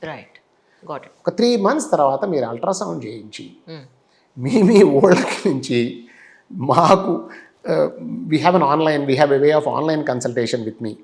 So ఆ నంబర్ ఇచ్చేసి ఆన్లైన్ కన్సల్టేషన్ బుక్ చేసుకోండి. నేను ఆన్లైన్లో మీతో మాట్లాడి ఆ రిపోర్ట్స్ పంపిస్తే చూసి అరే బాబు ఇట్లా చేయాలి, ఉంది, ఏంటి? ఆ పాత రిపోర్ట్ ఇది చూసి బేబీ వెయిట్ అది ఎట్లా ఉందో అన్నీ చూసి ఫర్దర్గా ఏం చెయ్యాలి, ఇంకా వదిలేయచ్చా, మందులు ఏమైనా వాడాలా, ఇంకేమైనా టెస్ట్ చెయ్యాలా, you know there are many routes you can take. Correct correct. But every baby is different. కాబట్టి ఒకటి ఏంటంటే పేరెంట్స్కి ఇంకొకటి ఈ హైడ్రోనెఫ్రోసిస్, దీన్ని హైడ్రోనెఫ్రోసిస్ అంటారు, యాంటీనేటల్ హైడ్రోనెఫ్రోసిస్ అంటారు. ఎస్. నేను ఇప్పటికీ ఈ యాంటీనేటల్ హైడ్రోనెఫ్రోసిస్ మీద 25 ఏళ్ల పైనుంచి వర్క్ చేస్తున్నాను. ఈ ప్రాబ్లం మీద ఆల్మోస్ట్ ఒక 30 ఇంటర్నేషనల్ పబ్లికేషన్స్ ఉన్నాయి నాకు దీని మీద. ఉన్నాయి, ప్లస్ మీకు నాలెడ్జ్ షేరింగ్ కూడా చేస్తూ ఏం ఉంటారు. చేయాలి, ఏం చేయకూడదు, ఎలా చేయాలి, ఎలా చేయకూడదు, ఎప్పుడేం చేయాలి, ఎప్పుడేం చేయకూడదు, ఇంత చేసినా ఇంకా నాకు కొన్ని తెలియదు. I have to accept. Yes yes yes. ఏం తెలీదు, ఏ పేషెంట్ ఎలా బిహేవ్ చేస్తాడో తెలియదు. అంటే ఇన్ ద సెన్స్ అదే. వీడికి ఇంప్రూవ్ అవుతుందా, వీడికి వర్సన్ అవుతుందా, ఇంకా నేను చెప్తాను, పేరెంట్స్ అడిగితే చెప్తాను, ఇంకా చెప్పాలంటే నేను జాతకం చూడాలండి, డాక్టర్గా చెప్పలేను, సో ఫాలో అప్ చేసుకోండి, 3 నెలలకో 6 నెలలకో అల్ట్రాసౌండ్ స్కాన్ చేసుకోండి అని చెప్తాను. రైట్. ఇక్కడ ఏమవుతుందంటే పుట్టక ముందు ఇంకొక ప్రాబ్లం. ఇప్పుడు ఒక టిఫా స్కాన్ అని చేస్తారు. టిఫా స్కాన్ అంటే 20 వీక్స్కి అప్రాక్సిమేట్గా చేస్తారు. TIFFA scan that is a anomaly scan అంటారు. అంటే మెజారిటీ ఆఫ్ ద ఈ బాడీలో అబ్నార్మాలిటీస్ ఏమైనా డెవలప్ అవుతుంటే ఫీటస్కి ఆ స్కాన్లో తెలుస్తుంది, టిఫా స్కాన్లో. అందుకని 18 to 20 వీక్స్ అప్పుడు చేస్తారు TIFFA. So fetal anomaly scan అంటారు. ఆ స్కాన్లో వాళ్ళకి చెప్తారు ఆ కిడ్నీలో కొద్దిగా వాపు ఉందండి, లేకపోతే 2 కిడ్నీలో కొద్దిగా వాపు ఉందండి అనేదో చెప్తారు. చెప్తే వాళ్ళు ఇంకా అక్కడి నుంచి ఆ పేరెంట్స్కి టెన్షన్ స్టార్ట్ అవుతుంది. 20 వీక్స్ అంటే సగమే అయిందండి ప్రెగ్నెన్సీ, 38 వీక్స్ డెలివరీ. అవును. అంటే next half of pregnancy they live with severe tension. అయ్యయ్యో, ఏది ఏమైపోతుందో లోపల. ఇప్పుడు ఫర్ ఎగ్జాంపుల్ ఇప్పుడు ఇవాళ నేను ఎవరైతే 2 months బేబీకి సర్జరీ చేశాను, ఆ బేబీకి ఈ రిపోర్ట్ యూస్ఫుల్. ఎందుకంటే ఆ బేబీకి ఈ కండిషన్ ప్రోగ్రెస్ అయ్యి పుట్టిన తర్వాత వాపు ఎక్కువైపోయి, పుట్టక ముందు ఐ థింక్ 10 mm ఉండింది వాపు, పుట్టిన తర్వాత ఫస్ట్ మంత్లో 16 mmకి వచ్చింది, సెకండ్ మంత్కి 29 mm అయిపోయింది. Oh my God. సో జనరల్గా anything more than 15 mm we take it as severe swelling. Right. కొంతమంది 20 mm అంటారు, ఇప్పుడు తగ్గి 15 mmకి వచ్చింది. సో ఈవెన్ ఇప్పుడు 20 mm తీసుకున్నా 29 mm అయిపోయింది. వెంటనే వేరే స్కాన్ చేసి అబ్స్ట్రక్షన్ ఉందని, అల్ట్రాసౌండ్లో అబ్స్ట్రక్షన్లు అవేం తెలియదు, వాళ్ళు క్వెర్రీ ఇచ్చి అన్నీ ఇస్తారు కానీ బట్ వాపు ఉందని చెప్తారు. సో వేరే టెస్ట్లు చేసి అబ్స్ట్రక్షన్ ఉందని కన్ఫర్మ్ చేసుకుని ఆ అబ్స్ట్రక్షన్ వల్ల కిడ్నీ ఫంక్షన్ ఎఫెక్ట్ అవుతోందంటేనే సర్జరీ చేయాలి. రైట్. ఈ కిడ్నీ ఫంక్షన్ కూడా ఎఫెక్ట్ అవుతుంది కాబట్టి సర్జరీ ప్లాన్. సో ఈ బేబీకి we have done surgery at the right time to prevent further damage. And younger బేబీస్లో మీరు ఈ అబ్స్ట్రక్షన్ కరెక్ట్ చేస్తే కిడ్నీ ఫంక్షన్ కూడా నార్మలైజ్ అయ్యే అవకాశం ఉంటుంది గ్రోత్తో పాటు. రైట్. దీని మీద నేను స్టడీ చేసి పేపర్ పబ్లిష్ చేశాను. ఓకే. యంగర్ బేబీస్ కంటే అంటే ఓల్డర్ చిల్డ్రన్ కంటే యంగర్ బేబీస్లో if you correct the obstruction, recovery, the chance of kidney function normalising, right, recovering is much better. Perfect. This also we published on this. Correct. So okay, but ఇది మనం 5% babies చూస్తున్నాం. The other 90 to 95% వాళ్ళకి వాపు ఉందని చెప్పి అది దానంతట తగ్గిపోయినా తగ్గే వరకు వాళ్ళకి నరకమే. సో నేనేమంటున్నానంటే ఇప్పుడు ఎప్పుడైతే 20 వీక్స్ స్కాన్లోనో దేంట్లోనో కొంచెం వాపు ఉందని చెప్తారు కదా, వాళ్ళకి ఒక ఎక్స్పర్ట్ ఒపీనియన్ అవసరం. కరెక్ట్. అర్థమైంది కదా. అవును. ఇప్పుడు గైనకాలజిస్ట్ వాళ్ళు బేసిక్గా they will be under the care of an obstetrician, lady doctor దగ్గర ఉంటారు. ఫీటల్ మెడిసిన్ స్పెషలిస్టులు స్కాన్ చేస్తారు. Fetal medicine, fetal scan, fetal సోనాలజిస్టులు ఉంటారు, వాళ్ళు స్కాన్ చేస్తారు. They are very good, they are experts. Minor things కూడా పికప్ చేసేస్తారు. Correct correct. అంతా బాగానే ఉంది, కానీ వాటి సిగ్నిఫికెన్స్ ఏమిటి? You have picked up something today, what is going to happen tomorrow? Exactly. నేను పేరు చెప్పను, నాకు ఒక క్లోజ్ ఫ్రెండ్ ఉన్నాడు బాంబేలో, సునీల్ గారికి కూడా బాగా పరిచయం. హీఈస్ ఎ పీడియాట్రిక్, బాంబేలో సార్ బెంగళూరులో, he's a paediatric surgeon. He was born with multiple anomalies. Seriously? Yes. He was born with multiple anomalies. పాపం మల్టిపుల్ కిడ్నీ సంబంధించి, స్పైనల్ కార్డ్కి సంబంధించి, motion problem. So he was born with multiple anomalies. Oh. He's a pediatric. He is one of the best pediatric surgeons in Bangalore now. నేను అతను ఎయిమ్స్లో కలిసి చేశాము. That's so nice. He's one of the few guys I call as brother directly. Okay. So మేము phone చేస్తే brother అనే అంటాం. So వాడు చెప్తాడు జోక్గా, రే అప్పట్లో స్కాన్లు ఇట్లా ఉండుంటే నన్ను అసలు పుట్టనిచ్చి ఉండేవాళ్ళు కాదు, ఆయన బతికించండి, నన్ను ముందే చంపేసి ఉండేవాళ్ళు, పుట్టక ముందే నన్ను చంపేసి ఉండేవాళ్ళు అంటే నిజమే కదా. నిజం నిజం. ఇప్పుడు ఇన్ని అనామలీస్ ఉన్నాయని మీకు ఆ 20 వీక్స్ స్కాన్లో తెలిస్తే 24 వీక్స్ వరకు మనకు అబార్షన్ ఛాన్స్ ఉంది కదా ఇప్పుడు లీగల్గాను. పుట్టుకని లేపేస్తారు అది చెప్తున్నా మామూలుగా. అవును. అలాంటిది ఆయన పెరిగి పెద్దయి వాడు is a paediatric surgeon. Is a paediatric surgeon. He's one of the best in Bengaluru. And so I'm just telling you. So basically వాడు ఆఫ్ కోర్స్ ఓపెన్గా చెప్తాడు అందరికి. వాడు చెప్తాడు, వాడికి ఏం ప్రాబ్లం లేదు. బట్ నేను అనేది ఏంటంటే, సో ఇప్పుడు ఎప్పుడైతే ఒక నా దగ్గరకు వస్తారండి, స్కాన్ పట్టుకొస్తారు, సార్ కిడ్నీలో వాపు ఉందంటే మా బేబీకి, ఫస్ట్ క్వశ్చన్ వాళ్ళకి ఏం తెలుసా మనసులో, ఈ బేబీని ఉంచుకోవాలా తీసేయాలా. బాబా చిన్న దానికే ఏమైపోతుందని భయం. ప్రాబ్లం ఎక్కడ వస్తుందంటేనండి, అందరూ ఎవరు రెస్పాన్సిబిలిటీ తీసుకోరు. ఇప్పుడు ఎవరైనా సరే, ఇప్పుడు మనం అభయముద్ర ఇవ్వలేం కదా, అంతే కదండి. పెట్టి ఏం కాదులేమ్మా నేను ఉన్నానని మనం చెప్పలేం. అవును అవును. పెరగచ్చు, పెరిగి తర్వాత ఆపరేషన్ కూడా పడచ్చు, పుట్టిన తర్వాత అయిపోయింది. మీరు క్యాజువల్గానే ఒక్క మాట అక్కడ రిజిస్టర్ అయిపోతుంది. ఇంకా దాని నుంచి మదన స్టార్ట్ అవుతుంది వాళ్ళ పాపం. నేను I see this every day. I see this every day. I really empathize with the parent. నేను ఐ స్పెండ్ మోర్ టైం వాళ్ళకి ధైర్యం ఇవ్వండి. కండిషన్ పక్కన పెట్టండి అమ్మా, అదేం లేదు, ముందు అసలు మీరు టెన్షన్ పడద్దు. ఐ టెల్ ద మదర్, మీరు టెన్షన్ పడ్డారంటే టెన్షన్ వల్ల బేబీకి ప్రాబ్లమ్స్ వస్తాయి. మదర్ సంతోషంగా ఉంటే బేబీ గ్రోత్ బాగుంటుంది. మదర్ టెన్షన్ పడితే బేబీకి ప్రాబ్లమ్స్ వస్తాయి. కాబట్టి మీరు టెన్షన్ పడకండి. మీరు ఆలోచించండి. 90 to 95% ఛాన్స్. అఫ్ కోర్స్ స్కాన్స్లో కొంచెం ఎక్స్పీరియన్స్ ఉన్న వాళ్ళు జాగ్రత్తగా స్కాన్స్ చూసి ఇన్ బిట్వీన్ ద లైన్స్ చూసి, అవసరమైతే again I call that fetal medicine specialist and discuss with them. ఇంకా అవసరం అనిపిస్తే సెకండ్ ఒపీనియన్ కోసం ఇంకొక ఫీటల్ మెడిసిన్ వాళ్ళ దగ్గర చేయిస్తాను, డిస్కస్ చేసి. అప్పుడు పక్కన పెట్టుకుని నిజంగా ఇదేమన్నా కొంచెము సీరియస్ అంటే అయ్యే అవకాశం ఉన్నది అంటే probability, we're talking about probability ఉన్నది అంటే వాళ్ళకి నేను చెప్తాను. బట్ 90 to 95% కేసెస్లో ఐ టెల్ దెమ్, అమ్మ ఏమీ కాదు, మోస్ట్ ఆఫ్ ద టైం తగ్గిపోతుంది. Imagine, are you more likely to be 95% or 5%? Red flags ఉంటాయి కొన్ని, ఇవి ఉంటే స్కాన్లో it indicates a more serious problem అని. ఆ రెడ్ ఫ్లాగ్స్ ఏమీ లేవు. అలాంటప్పుడు మీరు వర్రీ అవ్వద్దు. వాళ్ళకి ఆ ధైర్యం చెప్పడం చాలా ఇంపార్టెంట్. లేకపోతే వాళ్ళు ఈ టెన్షన్లోనే ఆ parents they may take extreme steps also. Absolutely sir. ఒక నార్మల్ అంటే నార్మల్ బేబీని మీరు you are kind of doing something అంటే ఇట్స్ వెరీ బ్యాడ్. ఇన్నాళ్ళ మీ ఈ ఎక్స్పీరియన్స్లో 30 ఏళ్ళ ప్లస్లో ఎక్కువ కేసులు అంటే మీరు ఏం చూసారండి, ఎస్పెషల్లీ పిల్లల్లో? ఇప్పుడు నేను మ్యాక్సిమం చూసేది హైపోస్పీడియాస్. అవునా? అసలు రోజుకి ఎన్ని కేసులు వస్తున్నాయి? ఇట్ ఈస్ అన్బిలీవబుల్ అండి. Almost every day I see 1 or 2 hypospadias almost. ఇప్పుడు ఎలా అయిపోయిందంటే, నా క్లినిక్ మొన్న ఎవరో వచ్చారు హైపోస్పీడియాస్ బేబీని తీసుకుని వచ్చి, నేను లోపల ఉంటాను రూమ్లో, బయట వెయిటింగ్ హాల్లో మాట్లాడుకుంటూ ఉంటారు కదా ఒకరితో ఒకరు, వాళ్ళు చెప్తున్నారు, సార్ ఏం సార్ బయట అందరు వీళ్ళే ఉన్నారంట.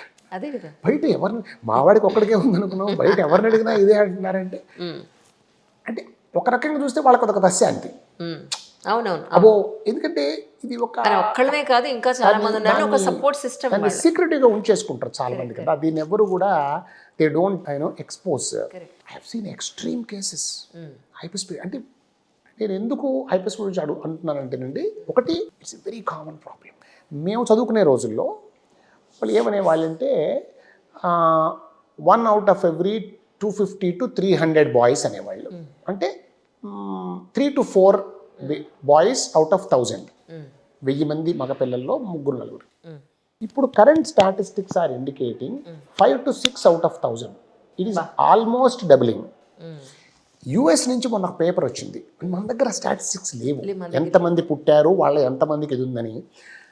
మన యుఎస్ నుంచి కొన్ని స్టేట్స్, అంటే వాళ్ళు స్టేట్స్ వైజ్ స్టాటిస్టిక్స్ ఇస్తే కొన్ని స్టేట్స్లో ఐ వాజ్ అమేజ్డ్ అండి, 8 to 10%. Baba Baba 8 to 10%. కొన్ని స్టేట్స్లో ఐ వాజ్ అమేజ్డ్. అంటే somehow it is increasing, we don't know why. And I never think that it is a good news for people like me. Just because, I do more of this surgery. Yeah. It's definitely not good news, because what is not good for the world is not good for anybody. Right.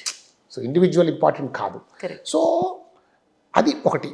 రెండు, it is not only a problem of the child, but it is a family problem. Yeah, It is a social problem. Absolutely. It is not Correct. as simple as that. Correct.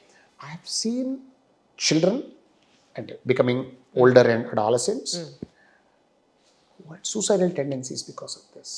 అయ్యో. Yes, I have seen entire families become psychotic. My God. అంటే ఒక అంకుల్కి ఒక ఆయన నా clinic 2-3 years ago ఒక అతను నా క్లినిక్లోకి వచ్చాడు. ఆయన ఎక్కడో ఆర్మీలో పనిచేస్తాట. వచ్చి, సార్ మా అన్నగారు అబ్బాయికి ఇట్లా ప్రాబ్లం ఉందండి. సరేనండి, వాళ్ళు ఎక్కడున్నారు? సరే, వాళ్ళు బయట కూర్చున్నారు. వాళ్ళ ఫ్యామిలీ ముగ్గురు, అంటే అబ్బాయితో పాటు పేరెంట్స్ ఇద్దరు కూడా దే ఆర్ సైకాటిక్. అంటే they are basically depressed, not exactly psychotic. అదే, సైకాటిక్ చాలా చాలా కామన్ వర్డ్. mentally disturbed గా they have psychiatric issue. All of them are on medication. And అతనికి పాపం 3 times 4 times ఈ సర్జరీ ఫెయిల్ అయింది. బాబా. అతను 10వ క్లాస్కి వచ్చిన తర్వాత హీ సెడ్, నేను స్కూల్కి వెళ్ళాను. స్కూల్ మానేశాడు ఆ కుర్రాడు. రైట్. స్కూల్ మానేశాడు. ప్రాబ్లం ఏమవుతుందంటే, వీళ్ళు యూరిన్ పాస్ చేసేటప్పుడు పిల్లలందరూ కలుస్తారు కదా, పిల్లలకందరూ తెలిసిపోతుంది. కింద నుంచి కారుతుంటుంది. కారినప్పుడు అది చెడ్డి తడుస్తుంటుంది. కరెక్ట్. ప్రతిసారి దాచుకోవాలి. ఎలా దాచుకుంటారు? సో వాడు పాపం స్కూల్ మానేసాడు. అయ్యో. స్కూల్ మానేసేటప్పటికి ఆయన వచ్చాడు. ఆయన వచ్చి, సార్ మీరు ఏమైనా చేయగలరా అన్నాను. అసలు వాడిని చూస్తే కదా నేను చెప్పేది, ఏమైనా చేయగలను చేయలేను, చూస్తే కదా నేను చెప్పేది. నేనేమీ చెప్పలేను, బట్ ఒకటి చెప్పగలను. ఇప్పుడు మాకున్న ఎక్స్పర్టీస్ తోటి, fortunately are unfortunately, failed cases నేను చాలా హ్యాండిల్ చేస్తాను. యాక్చువల్గా రీసెంట్గా యూఎస్ ఎవరో సర్జరీ చేసి ఫెయిల్ అయినా కూడా మీరు సక్సెస్ చేసిన సందర్భాలు చాలా ఉన్నాయి. నేను అవి చాలా ఉన్నాయి, ఎక్కువ హ్యాండిల్ చేస్తుంటాను. నేను ఎక్కువ యూఎస్ నుంచి వాళ్ళు they were writing a book on paediatric urology. So అక్కడ వాళ్ళ ఎడిటర్స్ స్పెసిఫిక్గా ఈ ఫెయిల్డ్ హైపోస్పేడియాస్ మీద వన్ ఆఫ్ ద ఆథర్స్గా నాకు పంపించారు. అది మొన్న రాసి కంప్లీట్ చేసి పంపించాను ఆ chapter. 90% of even the badly failed cases we can make them all right. 100% ఎవరూ చెప్పలేరు. ఫస్ట్ టైమే 100% చెప్పలేమంటే ఇంత కాంప్లెక్స్ కేసెస్లో చెప్పలేమండి. బాబుని చూస్తే కానీ నేను ఏం చెప్పలేను. ఆ బాబు ఏమో లోపలికి రాడు. అయ్యో. అతను అంటాడు, సార్ ఇక్కడ దాకా తీసుకొచ్చాను కానీ లోపల తీసుకురాలేను అంటాడు. I said, then I'm sorry, you please take him home, convince him, then come back. మీరు చాలా కౌన్సిలింగ్ ఇవ్వాల్సి ఉంటుందేమో అండి. చాలా. అవునా? అరగంట గంట ఓపీలో మాట్లాడుతూనే ఉంటాను. నర్సెస్ వచ్చి, ఏం సార్ ఇది నడుస్తుంది మీరు ఇందాక నుంచి, ఏం చేస్తాం? ఇది దెన్ ఎవర్ కేమ్ బ్యాక్ అండి. పాపం వాళ్ళు రాలేదు. వాళ్ళు ఏమయ్యారు నాకు తెలియదు. ఇప్పుడు 2-3 ఏళ్ళు అయింది. They never came back. Contrast this to another patient. అతను రీసెంట్గా ఒక చాలా మంచి రివ్యూ కూడా ఇచ్చాడు నాకు. అతను మళ్ళీ వాళ్ళ పెదనాన్న వచ్చాడు ఫస్ట్ ఓపీడీలోకి. వచ్చి, సార్ ఇట్లా మా తమ్ముడి కొడుకు, వాళ్ళు ఆంధ్ర నుంచి వచ్చారు, మా తమ్ముడి కొడుక్కి ఇట్లా ప్రాబ్లం ఉందండి. అతనికి అప్పుడు 20 ఏళ్ళలో ఎంతో 18-19 ఏళ్ళు. ఫస్ట్ ఇయర్ ఇంజనీరింగ్లో ఉన్నాడు అతను, బీటెక్. సో ఏంటంటే 3-4 సార్లు ఫెయిల్ అయిందండి సర్జరీ అక్కడ చేశారు. మేము నెట్లో వెతికాము. ఆ కుర్రాడే వెతికాట నెట్లో. వెతికి ఈయన దగ్గరికి వెళ్ళి కనుక్కున్నాను, పంపించాడు. అతనే పంపించాడు, అతను రాలేదు. సో మా వాడు, నేను అతను వస్తే సరిపోతుంది కదండి, మిమ్మల్ని చూసి నేను చెప్పలేను కదా అంటే, కాదండి మీరు హోప్ ఇస్తే వస్తానన్నాడు వాడు. ఎందుకంటే వాడు now he wants to quit college and he has got suicidal tendencies. మీరు చూస్తే కదా మళ్ళీ ఇదే మాట, మళ్ళీ ఇదే నేను చెప్తాను. చాలా ఓపిక కావాలి. 90% కేసుల్లో సక్సెస్ చేయగలమండి. కానీ అది అల్టిమేట్గా చూస్తే కానీ చూస్తే నేను చెప్పలేను. హోప్ ఊరికే ఇట్లా హోప్ ఇచ్చేది పరిస్థితి ఇంతవరకు చెప్పగలను. అవును అవును majority of cases however bad they are can be salvaged. Right. అప్పుడు నేను చెప్పగలను. రైట్. ఈ మాత్రం చాలు సార్ అన్నాడు. వెళ్ళాడు, పాప పిల్లని తీసుకొచ్చాడు. అప్పుడు ఫాదర్ అండ్ సన్ వచ్చారు. ఈ పెదనాన్న, ఫాదర్, సన్ అంటే ఈయన తమ్ముడి కొడుకు చూసి నోట్లో నుంచి గ్రాఫ్ట్ తీసుకుని అన్ని రీకన్స్ట్రక్షన్స్, చాలా కాంప్లెక్స్ రీకన్స్ట్రక్షన్స్ ఉంటాయి ఇవి. ఓ అంటే పెన్నిస్ మీద చర్మం అంతా ముందు చేసిన వాళ్ళు వాడేసి ఉంటారు. ఫస్ట్ వచ్చినప్పుడు అయితే పెన్నిస్ మీద చర్మంతో రిపేర్ చేస్తాం, అవును అవును బట్ ఆ చర్మం అంతా వాడేసి ఉంటారు. అవును. మీరు ఒక ఇంటర్వ్యూలో కూడా చెప్పారు that skin is very precious. Skin is gold, platinum. I don't know what is the most expensive metal in the world. Seriously అది సుంతి అని తీసేస్తున్నారు కదా సార్ యాక్చువల్లీ. అంటే ఈ కండిషన్ ఉన్న వాళ్ళకి, condition ఉన్న అందరికీ వాళ్ళకి. కాదు, True, ఈ true, కండిషన్ ఉన్న వాళ్ళకి yeah that is really very very important. True I so understand. First వచ్చిన వాళ్ళు దాంతో చేసేస్తాము. అది మరి 3-4 సార్లు అయిందంటే ఇంకేం ఉండదు అక్కడ. అలాంటప్పుడు the second best tissue is oral cavity. లోపల నుంచి తీస్తాం, ఓకే. బయటకేం తెలియదు. సో సరే, ఎనీవే మీరు నమ్మరండి, ఒక్క లాస్ట్ ఇయర్ 2025 ఈ నోట్లో నుంచి స్కిన్ తీసి గ్రాఫ్టింగ్ చేసే కేసులు 32 ఎన్నో చేశాం మేము. లోపల మళ్ళీ మన స్కిన్ వచ్చేస్తుంది సార్ మరి. వచ్చేసి అవునా? అలాంటప్పుడు మీరు 2 ప్లేస్లలో చేయవలసి ఉంటుంది. ఒకటి ఇక్కడ, ఒకటి మళ్ళీ ఎక్కడైతే మనం సర్జరీ చేయాలో ఆ ప్లేస్. 4 to 5 hours ఈజీగా పట్టేస్తుంది ప్రొసీజర్. My God. ఈజీగా కూర్చునే చేస్తారా? కూర్చునే అవకాశం ఉంటుంది. అంటే నా అసిస్టెంట్స్ ఉంటారు కదా, కొన్ని స్టెప్స్ వాళ్ళు చేస్తారు. ఓకే. మెయిన్ స్టెప్స్ నేనే చేస్తాను, ఇంకెవరిని చేయనివ్వను. ఎందుకంటే అవి చెప్పా కదా, every surgery can be broken down into critical steps and non critical steps. Non critical steps ఇప్పుడు నా అసిస్టెంట్స్ కూడా they are qualified paediatric surgeons. వాళ్ళని దే ఆర్ నాట్, స్టెప్స్ వాళ్ళు చేస్తారు, వాళ్ళు మెల్లగా నేర్చుకుంటున్నారు. They are also now able to do. ఇంతకీ అతను వచ్చాడు, 2 stages చేశాను. సెకండ్ స్టేజ్ అతని కాన్ఫిడెన్స్ వచ్చింది. ఫస్ట్ స్టేజ్ చేయగా అతనికి కాన్ఫిడెన్స్ వచ్చింది. అతను తెలిసిపోయింది, okay we're going in the right direction now అని. So he completed his engineering 6 months ago. We did the second stage. Now he is extremely happy. అతను వదిలేస్తే ఇట్లా ఎగురుతుంటాడు అనమాట. వచ్చాడు, he was extremely happy, very grateful. He gave a literally ఒక చాలా high review ఇచ్చాడు, which I don't but then again you know that is the kind of.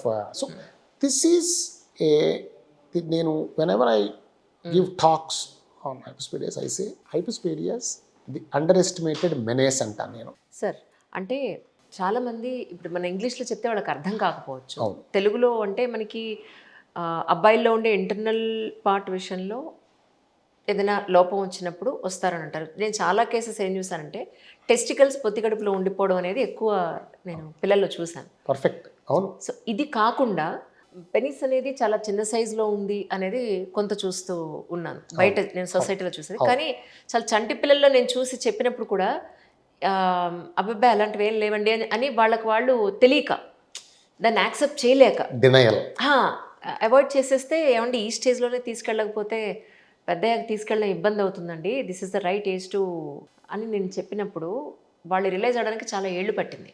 Apart from this మీరు ఇంకేం కేసెస్ చూస్తూ ఉంటారు? ఇది ఒక పెద్ద ప్రాబ్లం అండి మీరు చెప్పింది. హైపోస్పీడియాస్లో చాలా పెద్ద ప్రాబ్లం ఇది. బికాస్ వాళ్ళలోనే ఉంచుకుంటారు, బయటకు చెప్పుకోరు, ఫ్రెండ్స్తో చెప్పరు. కొంతమంది అంటే ఇట్స్ ఏ ప్రాక్టికల్ ఎక్స్పీరియన్స్. కొంతమంది పేరెంట్స్ అయితే నా దగ్గరకు వచ్చి సర్జరీ చేసేసిన తర్వాత, సార్ ఇప్పుడు అంతా బాగుందా అంటే, మీరే చూస్తున్నారు అంతా బాగుందండి, థ్యాంక్స్ అండి, now I will let the grand mother handle my child అని చెప్పింది ఆవిడ.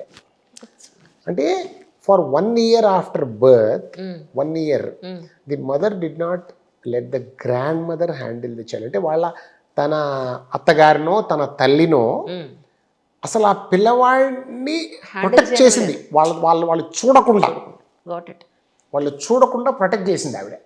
మనం సర్జరీ అయిన తర్వాత వెన్ ఇట్ స్టార్ట్స్ లుకింగ్, జనరల్గా ఏంటంటే హైపోస్పీడియాస్ రిపేర్ అయిన తర్వాత ఒక నార్మల్ పిల్లాన్ని తీసుకుని పైన కొంచెం తోలు తీసేస్తే, అంటే మీరు అన్నారు కదా శుంఠి చేస్తే, సర్కంషన్ చేస్తే ఎలా ఉంటుందో అలా ఉంటుంది ఫైనల్ రిజల్ట్. ఎందుకంటే హాఫ్ స్కిన్ ఉండదు, ఉన్న హాఫ్ స్కిన్ మనం రీకన్స్ట్రక్షన్కి వాడుకుంటాం. సో ఇప్పుడు now I can tell them that అది కొంచెం టైట్గా ఉంటే స్కిన్ సర్కంషన్ చేయించామని చెప్తారండి వాళ్ళకి. నౌ ఐ కెన్ వాళ్ళకి చూపిస్తాను ఆ పిల్లాడిని. అంటే ఇమాజిన్ ఒక సంవత్సరం పాటు ఆ పిల్లవాడి ప్రైవేట్ పార్ట్స్ని, చంటి పిల్లలు ఎవడు చెడ్డీ వేసి ఉంచుతాడు, ఎవడు ఆడ దశమంతా తిరుగుతూనే ఉంటారు కదా అసలు. అవును కదా. మరి అలాంటిది మరి చూడకుండా కాపాడుకుందంటే హౌ మచ్ మెంటల్ టెన్షన్ అది మామూలు విషయం కాదు. అది ఒక ఇష్యూ. దీంతో Absolutely. ఇది అవేర్నెస్ లేకపోవడం అనేది ఒక పెద్ద ఇష్యూ. అదొకటి. ఈ యూరిన్ పాస్ చేసే వే ఏదైతే ఉంటుందో పెనిస్ లో, అది జనరల్ గా ఆ ప్లేస్ లో లేకుండా వేరే ప్లేస్ లో ఉండడం. కరెక్ట్. ఇందాక మీరు అన్నట్టు అవును, కిందకు ఉంటుంది. ఇది ఎలా మీరు హోల్ క్లోజ్ చేస్తారు, అక్కడ ఎలా మీరు క్రియేట్ చేస్తారు సార్? యాక్చువల్లీ దానికి రకరకాల టెక్నిక్స్ ఉంటాయి. హైపోస్పీడియాస్తో ప్రాబ్లం ఏంటంటే అండి, ఒకటి ఇట్స్ ఎ వెరీ వర్సటైల్, ఇందాక వైవిధ్యమైనటువంటి. అవును, అందరి కేసెస్ ఒకలా ఉండవు. ఏ 2 కేసులు ఒకలా ఉండవు, Yeah. అన్ని కాదు. ఏ 2 ఏదో అంటారు కదా మన వేలిముద్ర, కరెక్ట్. ఐరిస్ అంటే మన రెటీనా కూడా, రెటీనా స్కాన్ అంటారు కదా. ఎప్పటికీ. ఇప్పుడు పైలోప్లాస్టీ ఉంది. ఇంకొక ఎగ్జాంపుల్, నేను రెగ్యులర్గా చేసే ఆపరేషన్ తీసుకుందాం. 95 పైలోప్లాస్టీలు ఆల్మోస్ట్ సిమిలర్గా ఉంటాయి చేస్తే. ఆ స్టెప్స్ కరెక్ట్గా ఫాలో అయిపోయి టప్ప అయిపోతే అయిపోతుంది. ఒక 3 to 5% కొంత వైవిధ్యం ఉంటుంది. ఇదేదో కొంచెం అంటే అనటామికల్ వేరియేషన్స్ ఉంటాయి. హైపోస్పీడియాస్ అట్లా కాదండి. నో 2 ఆర్ ద సేమ్ అని నేను ఇంకో విచిత్రం చెప్తాను. ఓన్లీ హైపోస్పీడియాస్ రిపేర్కి more than 300 techniques are published. More than 300. అంటే ఇది కొత్త టెక్నిక్, ఇది మాడిఫైడ్ టెక్నిక్ అని పబ్లిష్ చేసినవి మోర్ దాన్ 300 ఉన్నాయి. ఇంకా మీరు సర్జన్స్ అడిగితే I use my own technique అంటాడు వాడు. పబ్లిష్ చేయడు కానీ ఐ యూజ్ మై ఓన్ అంటాడు వాడు. కరెక్ట్. సో అంటే అంత వైవిధ్యం ఇంకా దేంటో ఉండదండి, ఏ ఆపరేషన్లోనూ ఉండదు. ఇప్పుడు క్లెఫ్ట్ లిప్ ఉంది, ఇట్స్ ఏ ప్లాస్టిక్ సర్జరీ, దానివల్ల కాస్మెటిక్ బాగా చెయ్యాలి. ఎన్ని టెక్నిక్స్ ఉంటాయండి క్లెఫ్ట్ లిప్. మేము ఒకప్పుడు క్లెఫ్ట్ లిప్ చేసేవాళ్ళం. ఇప్పుడు నేను బాగా తగ్గించేసి I came down to very small this thing వచ్చేసాను. ఒకప్పుడు మేము క్లెఫ్ట్ లిప్ చేసేవాళ్ళం. ఏంటంటే అండి 3 రిపేర్స్ నాకు తెలిసి దే ఆర్ పాపులర్. వాటిలో ఒకటి అందరు రెగ్యులర్గా చేసేది, అంతే. Correct correct. 300 ఆపరేషన్లు ఏంటండి అంటే that means none is perfect. Absolutely none is perfect. Correct. So నేను ఏం చేశానంటే ఆల్మోస్ట్ ఒక 20-25 ఇయర్స్ ఎయిమ్స్లో ఇంకొక ఇంట్రెస్టింగ్ పార్ట్ ఉండేది. అసలు నాకు ఎందుకు దీని మీద ఇంట్రెస్ట్ వస్తుందని ఇందాక అడిగారు కదా మీరు. ఏమిట్రా అంటే మా డాక్టర్ గారు, మా సర్జన్ ఉండేవాళ్ళు, my professors and my teachers, very good surgeons. Major సర్జరీలు చేసేవాళ్ళం. అంటే లైఫ్ థ్రెటనింగ్ ఉండేది, you know intestinal surgeries or kidney surgeries or augmentation అంటాం. అంటే కొన్ని కేసుల్లో చేస్తాం. ఆగ్మెంటేషన్ అంటే బ్లాడర్ బాగా చిన్నగా ఉన్నప్పుడు, యూరినరీ బ్లాడర్ చిన్నగా ఉన్నప్పుడు ఇంటెస్టైన్లో ఒక పార్ట్ తీసుకుని దాన్ని బ్లాడర్ మీద పెట్టి బ్లాడర్ని పెద్ద చేస్తాం. ఆగ్మెంటేషన్ సిస్టోప్లాస్టీ అని. It's very major surgical procedure. ఈ సర్జరీలన్నీ చేస్తే కాంప్లికేషన్లు ఎక్కువ వచ్చేవి కావు. అంటే శుభ్రంగా వాళ్ళు బాగానే ఇంటికి వెళ్ళిపోయేవాళ్ళు. మైనర్ హైపోస్పీడియాస్ చేసినా సక్సెస్ఫుల్ అయ్యేది కాదు. So typical. అదే surgeon very typical. They are very good surgeons. Very good surgeons. ఇదేంటి ఏంటి వాట్ ఈస్ దిస్? అప్పుడు నాకు దీని మీద ఇంట్రెస్ట్ డెవలప్ అయ్యి అసలు వీళ్ళు చేస్తున్న టెక్నిక్స్ ఏంటి అసలు. ఇంకా మా అదృష్టం ఏంటంటే ఆ రోజుల్లో ఎయిమ్స్లో రెగ్యులర్గా వర్క్షాప్స్ జరిగేవి. అప్పుడు ప్రపంచం మొత్తం నుంచి ఎక్స్పర్ట్స్ వచ్చి మా దగ్గర దే యూస్ టు వర్క్షాప్ చేసేవాళ్ళు. సో వాళ్ళని చూసి కొంత నేర్చుకున్నాం, వాళ్ళు చేసే టెక్నిక్స్ అవి. సో అప్పుడు నాకు అర్థమైంది, ఓహో ఇది సింపుల్ కాదు అని. సో ఈ టెక్నిక్స్ అన్నీ కూడా, ఇన్ని టెక్నిక్స్. సో హైపోస్పీడియాస్లో చాలా తక్కువ బుక్స్ ఉన్నాయండి, వరల్డ్ లిటరేచర్లో చాలా తక్కువ బుక్స్ ఉన్నాయి. అవును, అందులో కొన్ని మీరు రాశారు లక్కీగా నెక్స్ట్ జనరేషన్స్కి. కరెక్ట్. ఒక పీడియాట్రిక్ యూరాలజీ టెక్స్ట్ బుక్లో ఒక చాప్టర్ ఉంటుంది హైపోస్పీడియాస్ మీద. కరెక్ట్. ఆ చాప్టర్ రాసేవాడు ఎవడుంటాడో వాడికి ఏది నచ్చితే అది రాస్తాడు. అవును అవును. 1-2 బుక్స్ ఉన్నాయి, అవి మల్టీ ఆథర్ బుక్స్. అంటే ఏంటంటే ఒక 50 మంది ఆథర్స్ ఉంటారు, ఒక్కొక్కడు ఒక్కొక్క టెక్నిక్ రాస్తాడు. అంటే నువ్వు ఆ పుస్తకం చదివితే నీకు 50 టెక్నిక్స్ నువ్వు నేర్చుకోవాలి. కరెక్ట్. అసలు the young surgeon will get mad. వాడికి వాటిలో ఏది వాడాలో తెలియదు, వాడికి అన్ని టెక్నిక్స్ నోబడీ కెన్. సో నేను అందుకని ఏం చేశానంటే ఈ బుక్లో ఒక 8 to 10 టెక్నిక్స్ విచ్ నేను 20-25 ఏళ్ళుగా నేను నేర్చుకుని నేను వాడి నేను వాటిని రిఫైన్ చేసి కన్సిస్టెంట్ రిజల్ట్స్ రావాలి. కొన్ని టెక్నిక్స్ ఉంటాయి ఏంటంటే 10 మందికి చేస్తే 3 రిజల్ట్ బాగుంటుంది, 7 లేచిపోతుంది, 7 బాగుంటుంది. కరెక్ట్. సో అది తప్పు. కన్సిస్టెన్సీ, రిజల్ట్లో కన్సిస్టెన్సీ ఉండాలి. కరెక్ట్. సో అందుకని కన్సిస్టెంట్గా రిజల్ట్ వచ్చే టెక్నిక్స్ని నేను చేసి నాకు రిజల్ట్ వచ్చిన టెక్నిక్స్ని ఎన్నుకుని నేను పుస్తకం రాశాను. పర్ఫెక్ట్. సో అది సెకండ్ థింగ్ ఏంటంటే, నేను ఒకసారి ఒక పేషెంట్కి ఇట్లాగే 2-3 సార్లు ఫెయిల్ అయ్యి హైదరాబాద్లో ఎక్కడో హైపోస్పీడియాస్ ఫెయిల్ అయితే నా దగ్గరకు వచ్చాడు చాలా సంవత్సరాల క్రితం. నేను మళ్ళీ సర్జరీ చేశాను. ఒకటే స్టేజ్లో నేను మొత్తం కరెక్ట్ చేసేసాను వాడికి. లక్కీగా సక్సెస్ అయిపోయింది. 3 months తర్వాత వచ్చాడు. అంటే మామూలుగా మధ్య మధ్యలో చూస్తుంటాం కదా, first 3 months follow up is very important.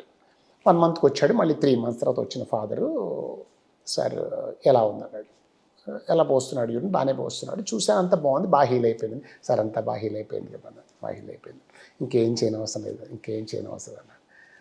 అట్లయితే sir I'm very unhappy with you, I have a big complaint against you అన్నాడు. అయ్యో, నేనేమో తప్పు వింటున్నానా, అంత పర్ఫెక్ట్గా ఉందన్న మీరు ఏమనబోయి ఏమన్నారు సార్ అంటే, అంతే కదా సార్, మీరనే వాళ్ళు ఒకళ్ళు ఉన్నారని నాకు తెలియకపోవటం వల్లే కదా నేను ఎవరెవరి దగ్గరికి వెళ్ళి 3 సార్లు మా వాడు సఫర్ అయ్యాడు. సార్ సర్జరీ నేర్చుకుంటే చాలు సార్, మీకు వచ్చిన 10 మందికి చెప్పాలి sir. It is your social responsibility. నేను మీ దగ్గర రావడానికి ఎంత కష్టపడి వచ్చాను, ఎంత కష్టపడి వచ్చాను. 3 సార్లు మా వాడికి ఫెయిల్ అయ్యాక, ఓరి భగవంతుడా ఏంటిరా వీడి పరిస్థితి అని చెప్పి తల బాదుకుని, ప్రతిసారి వాడు సఫర్ అయ్యి ఆపరేషన్ చేయడం, డ్రెస్సింగ్ పెట్టడం, యూరిన్ పైప్ పెడతాం, దానికి వారం నుంచి 10 రోజుల దాకా పైప్ పెడతాము. He has gone through all that. మరి మీరు 3 సార్లు ఫెయిల్ అయిన దాన్నే ఒక్కసారి మీరు సక్సెస్ చేశారంటే, ఫస్ట్ టైం మీ దగ్గరకు వచ్చుంటే అయిపోయి ఉండేది కదా. అంత ఇబ్బంది ఉండేది కదా. The time we spend, the agony, మేము పడ్డ బాధ, మా డబ్బు అన్నీ పోతాయి కదా, ఒకటి కాదు, అన్నీ పోయినాయి. సో మీరు కరెక్ట్ చేయట్లేదు సార్. నేను అన్నాను, ఇదేంటా బాబు, ఇదేదో. దెన్ ఐ టోల్డ్ హిమ్, అవునా అంటే నేనేం చేయమంటావు. ఇది చాలా సంవత్సరాల క్రితం అండి, ఇది ఆల్మోస్ట్ ఒక 7-8 years ago అనుకుంటాను. అప్పటికి నేను పుస్తకం రాస్తున్నాను. సార్ పుస్తకం ఎవరి కోసం రాస్తున్నారు సార్ అన్నాడు. అంటే సర్జన్స్ కోసం పుస్తకం మాకెందుకు సార్, పేషెంట్స్ కోసం కదా, నాకేం కావాలి, నాకే. సో మీరు ఒక పని చేయండి సార్. అప్పుడు చెప్పాడు నాకు అతను, పని చేయండి సార్, ఇప్పుడే గూగుల్ ఓపెన్ చేసి best hypospadia surgeon in Hyderabad అను, బెస్ట్ అది కొట్టండి సార్ మీరు అన్నాడు. మొదటి 5-10 పేజీల్లో ఎక్కడా మీ పేరు లేదు సార్ అన్నాడు. నిజంగానే లేదు, నేను ఫస్ట్ టైం చూశాను. నేను అసలు ఎప్పుడు కూడా ఐ నెవర్ ఇమాజిన్డ్ దట్ అట్లా మన పేరు రావాలి అని. అసలు ఆ దృష్టి ఎప్పుడూ ఏదో ఒక సర్జరీ చేసేసి దీంట్లో ఇంకా 95 మన సక్సెస్ 96కి వెళ్ళిపోయి 97కి వెళ్ళిపోయి ఒక పేషెంట్ని మనం 3 రోజుల్లో డిశ్చార్జ్ చేసే బదులు 2 రోజుల్లోనే డిశ్చార్జ్ చేయగలమా, ఇంకా మినిమల్లీ ఇన్వేజివ్గా చేయగలమా, ఇంకొక పేపర్ పబ్లిష్ చేయగలమా అని తప్ప ఈ దృష్టి ఎందుకో నాకు రాలేదు. కరెక్ట్. అసలు ఒక మంచి డాక్టర్ పేషెంట్కి తెలియాలి కదా. 2001 నుంచి నేను ప్రాక్టీస్ చేస్తున్నా హైదరాబాద్లో. సో నాకు అప్పటికి 15 ఏళ్ళు దాటింది నేను ప్రాక్టీస్ స్టార్ట్ చేసి. కొంత పేరు వచ్చింది కాబట్టి వర్డ్ ఆఫ్ మౌత్తో పేషెంట్స్ వస్తున్నారు. ఇతను కూడా అలా వర్డ్ ఆఫ్ మౌతే వచ్చాడు. బట్ ఆ వర్డ్, ఆ మౌత్ నుంచి ఇతను ఇయర్కి రావడానికి 3 ఫెయిల్యూర్లు కావాల్సి వచ్చినాయి మధ్యలో. సో అప్పుడు ఏమైందంటే నా కళ్ళు తెరుచుకున్నాయి. అతను ఒకటే మాట చెప్పాడు, సార్ మీరు సర్జరీ నేర్చుకున్నారు సార్, కానీ మీ వల్ల ఉపయోగం ఎవరికి, మీ వల్ల ఇంకా ఎక్కువ మంది ఉపయోగపడాలంటే మీరు అడ్వర్టైజ్ చేసుకోవాలి. It is your social responsibility అనుకోండి దీన్ని. ఎందుకంటే నేను పడ్డ కష్టం వేరే వాళ్ళు పడకూడదు. మీరు అప్పుడు నేను ఎట్లా చేయాలి బాబు, మనకేం తెలుసు ఇవన్నీ, మనకు తెలియదు. అప్పుడు ఈ ఒక వెబ్సైట్ స్టార్ట్ చేసి ఎవరినో రిక్వెస్ట్ చేసి hypospediasclinics.com అని ఒక వెబ్సైట్ స్టార్ట్ చేసి అప్పుడు అది దానికి బీజం. ఆ పేషెంట్ చెప్పినటువంటి పాఠం, నేను ఒక పాఠం నేర్చుకున్నా. I appreciated him. సార్ మీరు గొప్ప చేశారు, దండం పెట్టి వెళ్ళిపోతే నేను ఇట్లే ఉండేవాడు అంటే ఇన్ ద సెన్స్ మెల్లమెల్లగా. దెన్ ఇంకొక ఐడియా అతను చెప్పింది ఏంటంటే, సార్ బాగానే ఉంది మీరు చేస్తున్నారు, ఎక్కడెక్కడో ఉన్న వాళ్ళు మీ దగ్గర రాలేరు కదా. నేనంటే హైదరాబాద్లో ఉన్నాను, వచ్చాను, ఎక్కడో వేరే చోట ఎట్లా వస్తాడు సార్ మీ దగ్గరికి. అప్పుడు నేను మెల్లగా I started training training start చేశాను హైపోస్పీడియా. ఐ థింక్ నేను చేసే ట్రైనింగ్ ప్రోగ్రామ్ హైపోస్పీడియాస్లో ఇండియాలో అయితే ఎవరు చేయట్లేదు. So we do it on a regular basis. Every year 4 courses start చేసాం. ఇప్పుడు 6 కోర్సెస్కి వచ్చాయి అవి. ఇప్పటిదాకా 75 మందిని ట్రైన్ చేశాను నేను from all over the country. అంటే ఇది నా దగ్గరికి చాలామంది వచ్చి ఒక వారం ఉండి 2 వారాలు ఉండి నేర్చుకుని వెళ్తుంటారు. వాళ్ళు కాకుండా నేను రన్ చేసే యాక్చువల్ ట్రైనింగ్ ప్రోగ్రామ్.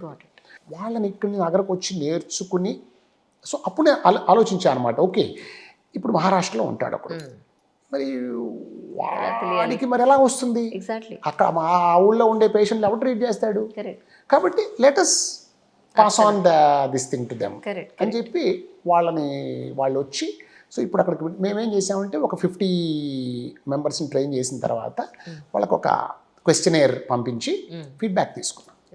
సో ఫీడ్బ్యాక్లో ఏం వచ్చిందంటే ఆల్మోస్ట్ 75 to 80% ఇంప్రూవ్మెంట్ వచ్చింది వాళ్ళ రిజల్ట్స్లో after they went back from this training. అది నేను ఈ హైపోస్పీడియా సొసైటీలో లాస్ట్ ఇయర్ సిడ్నీలో ప్రజెంట్ చేశాను ఆ పేపర్ని. సో ఇప్పుడు రీసెంట్గా I been elected as the secretary general of hypospadias international society. I was executive member. one and only Telugu person. One and only Indian to become absolutely. the executive member. Yes.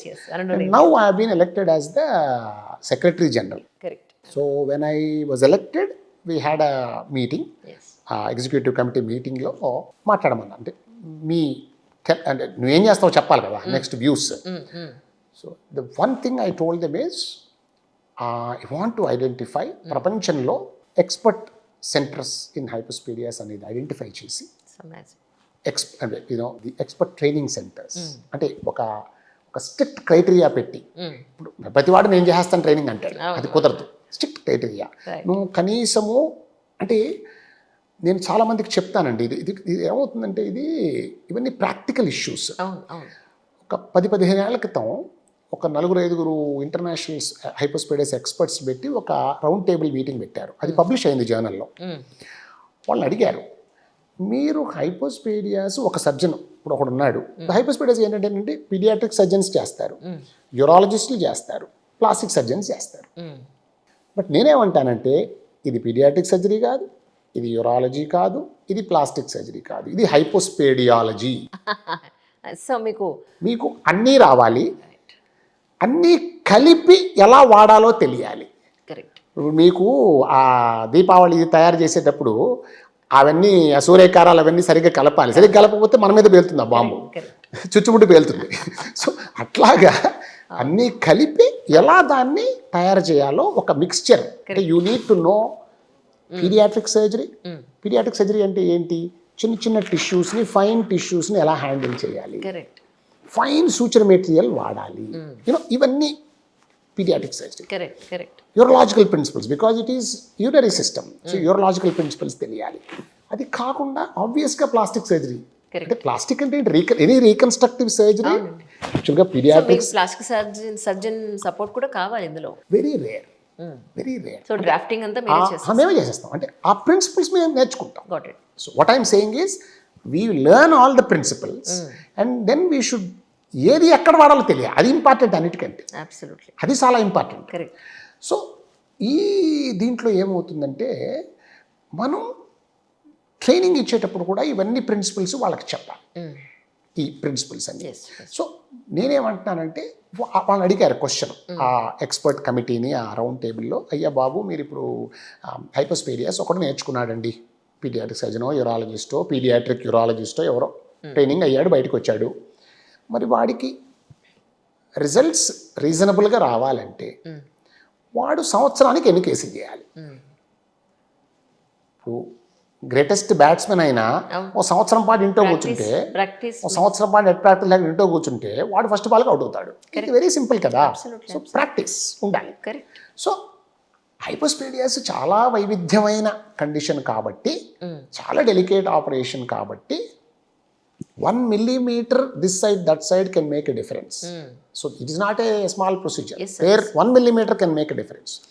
So కాబట్టి దీనికి ఎన్ని చెయ్యాలి అంటే వాళ్ళందరూ కలిసి discussion చేసి they agreed that each individual surgeon training అయిపోయిన తర్వాత, వాడు ట్రైనింగ్లో నేర్చుకోవాలి, తర్వాత మినిమం 50 కేసులు సంవత్సరానికి చేస్తే oh he will be able to maintain his skills. ఆ స్కిల్స్ అనేవి మెయింటైన్ అవుతాయి.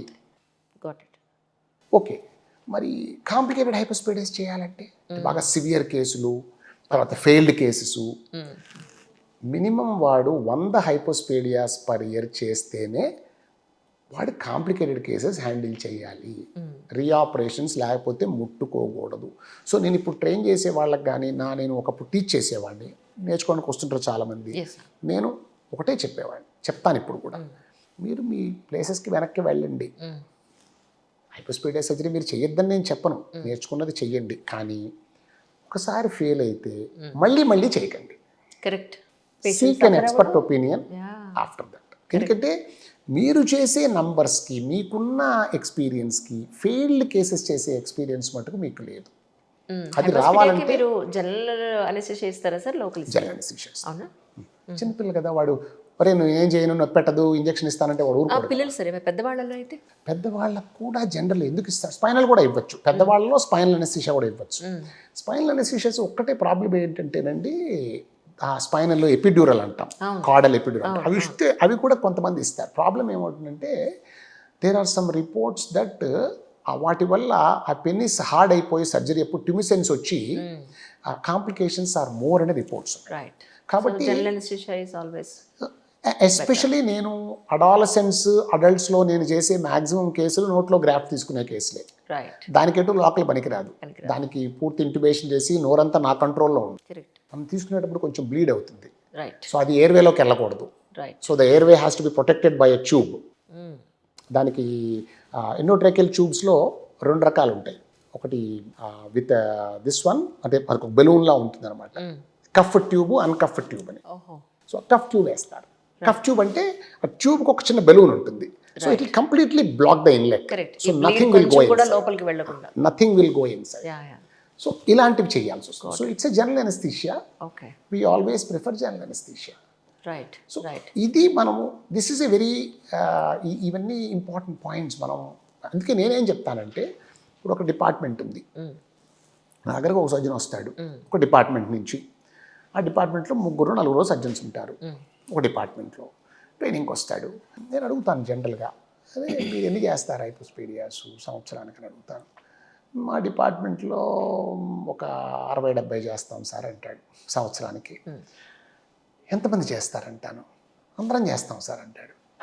నేను ఐ టెల్ దెమ్, మీ డిపార్ట్మెంట్లో మీరు డిస్కస్ చేసుకుని ఆ 60-70 కేసులు ఒకళ్ళో మ్యాక్సిమం 2 చేయండి. ఎందుకంటే otherwise 60/4 is 15 per year per surgeon. You will never achieve that kind of competence. మీకు రాదు, వచ్చే ఛాన్స్ లేదు, మీకు ఛాన్స్ లేదు. మీరు 100 ఏళ్ళు చేసినా కానీ మీరు ఆ కాంపిటెన్స్ రాదు. సో ఆ నంబర్ అచీవ్ చేయండి. ఇది ఒక బేస్ లైన్గా పెట్టుకోండి. మీరు నమ్మండి నమ్మకపోండి, కరెక్ట్గా నా ప్రశ్నలు 25, ఇప్పటివరకు ఓన్లీ 5 అయ్యాయి. 20 ప్రశ్నలు పెండింగ్ ఉన్నాయి. 2 గంటలు అయింది ఇప్పటికి ఇంటర్వ్యూ స్టార్ట్ అయ్యి. సార్ వినండి, సో నాకు 2 గంటలు ఖచ్చితంగా కావాలి. ఎప్పుడు ఇస్తారో మీరు చెప్పండి. ఇది ఫస్ట్ ఎపిసోడ్ మాత్రమే, 2 ఎపిసోడ్స్ ఉన్నా మీరు ఆశ్చర్యపోవాల్సిన అవసరం లేదు. ఎందుకంటే ఇప్పుడే జస్ట్ సబ్జెక్ట్ స్టార్ట్ చేసాము, ఇంకా more subject to ask the questions now. 2 పేజీల క్వశ్చన్స్ అలాగే పెండింగ్ ఉండిపోయి. C as a journalist I'm really చాలా ప్రౌడ్గా ఫీల్ అవుతున్నాను. అంటే ఒక మంచి డాక్టర్ ఎక్స్ప్లెయిన్ చేయగలిగే కాంటెంట్ రావడం, అంత మంచి వ్యక్తి నాకు దొరకడం అనేది యాజ్ అ జర్నలిస్ట్గా చాలా అదృష్టంగా భావిస్తున్నాను. అందరూ ఇలా మాట్లాడలేరు సార్, ఇంత డీటెయిల్డ్గా మాట్లాడలేరు. మాకు ఇలా డీటెయిల్డ్గా మాట్లాడితే పండగ. అంటే ఇన్ఫర్మేషన్ చక్కగా ప్రజలకు అందించగలము అనే ఒక సంతోషం. రికార్డ్ అవ్వట్లేదు కదా? అవుతుందండి, ఇదంతా అవుతుంది. ఇది కూడా ఉంచండి.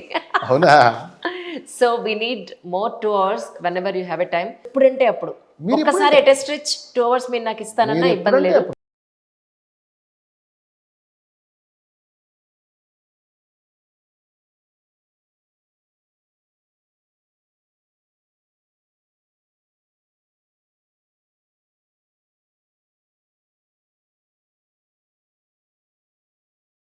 సో ఈ ఎపిసోడ్ కంటిన్యూ చేద్దాం సార్. సేమ్ డ్రెస్ వేసుకోవాల్సిన పని లేదు, అదర్ డ్రెస్. ఎందుకంటే నేను ఇంకొక ఎపిసోడ్ మళ్ళీ చేస్తానని ప్రజలకు చెప్పేశారు, మీకు ఇబ్బంది లేదు. ఇంట్రెస్టింగ్ ఏంటంటే క్వశ్చన్స్ ఉన్నాయండి, మీకు ఈజీగా 10 అయిపోతుంది, 10 పైనే అవుతుంది.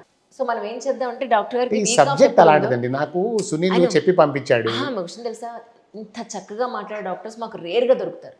డాక్టర్ మల్లికార్జున గారు ఒకరు, గురువారెడ్డి గారు ఒకరు, వేళ మీద లెక్క పెట్టచ్చు అనమాట. ఇంత సబ్జెక్ట్ని ఎక్స్ప్లెయిన్ చేసేవాళ్ళు. మీరు తిట్టుకోవద్దు మరి, ఏమనుకోవద్దు. నెక్స్ట్ టైం మీకు పని ఆగిపోతుంది అనుకుంటే సార్ నొక్కని పంపించండి మాకు. సార్ అందులో తెలుగులో మాట్లాడాలి. అదే కదా, అద్భుతంగా వచ్చింది సార్ ఎపిసోడ్ మాత్రం. 2 గంటల ఎపిసోడ్ అబ్సల్యూట్లీ. కానీ ఇంకా 2 గంటలు ఈజీగా పడుతుంది. ఈసారి మన సబ్జెక్టే మాట్లాడదాం ఈసారి.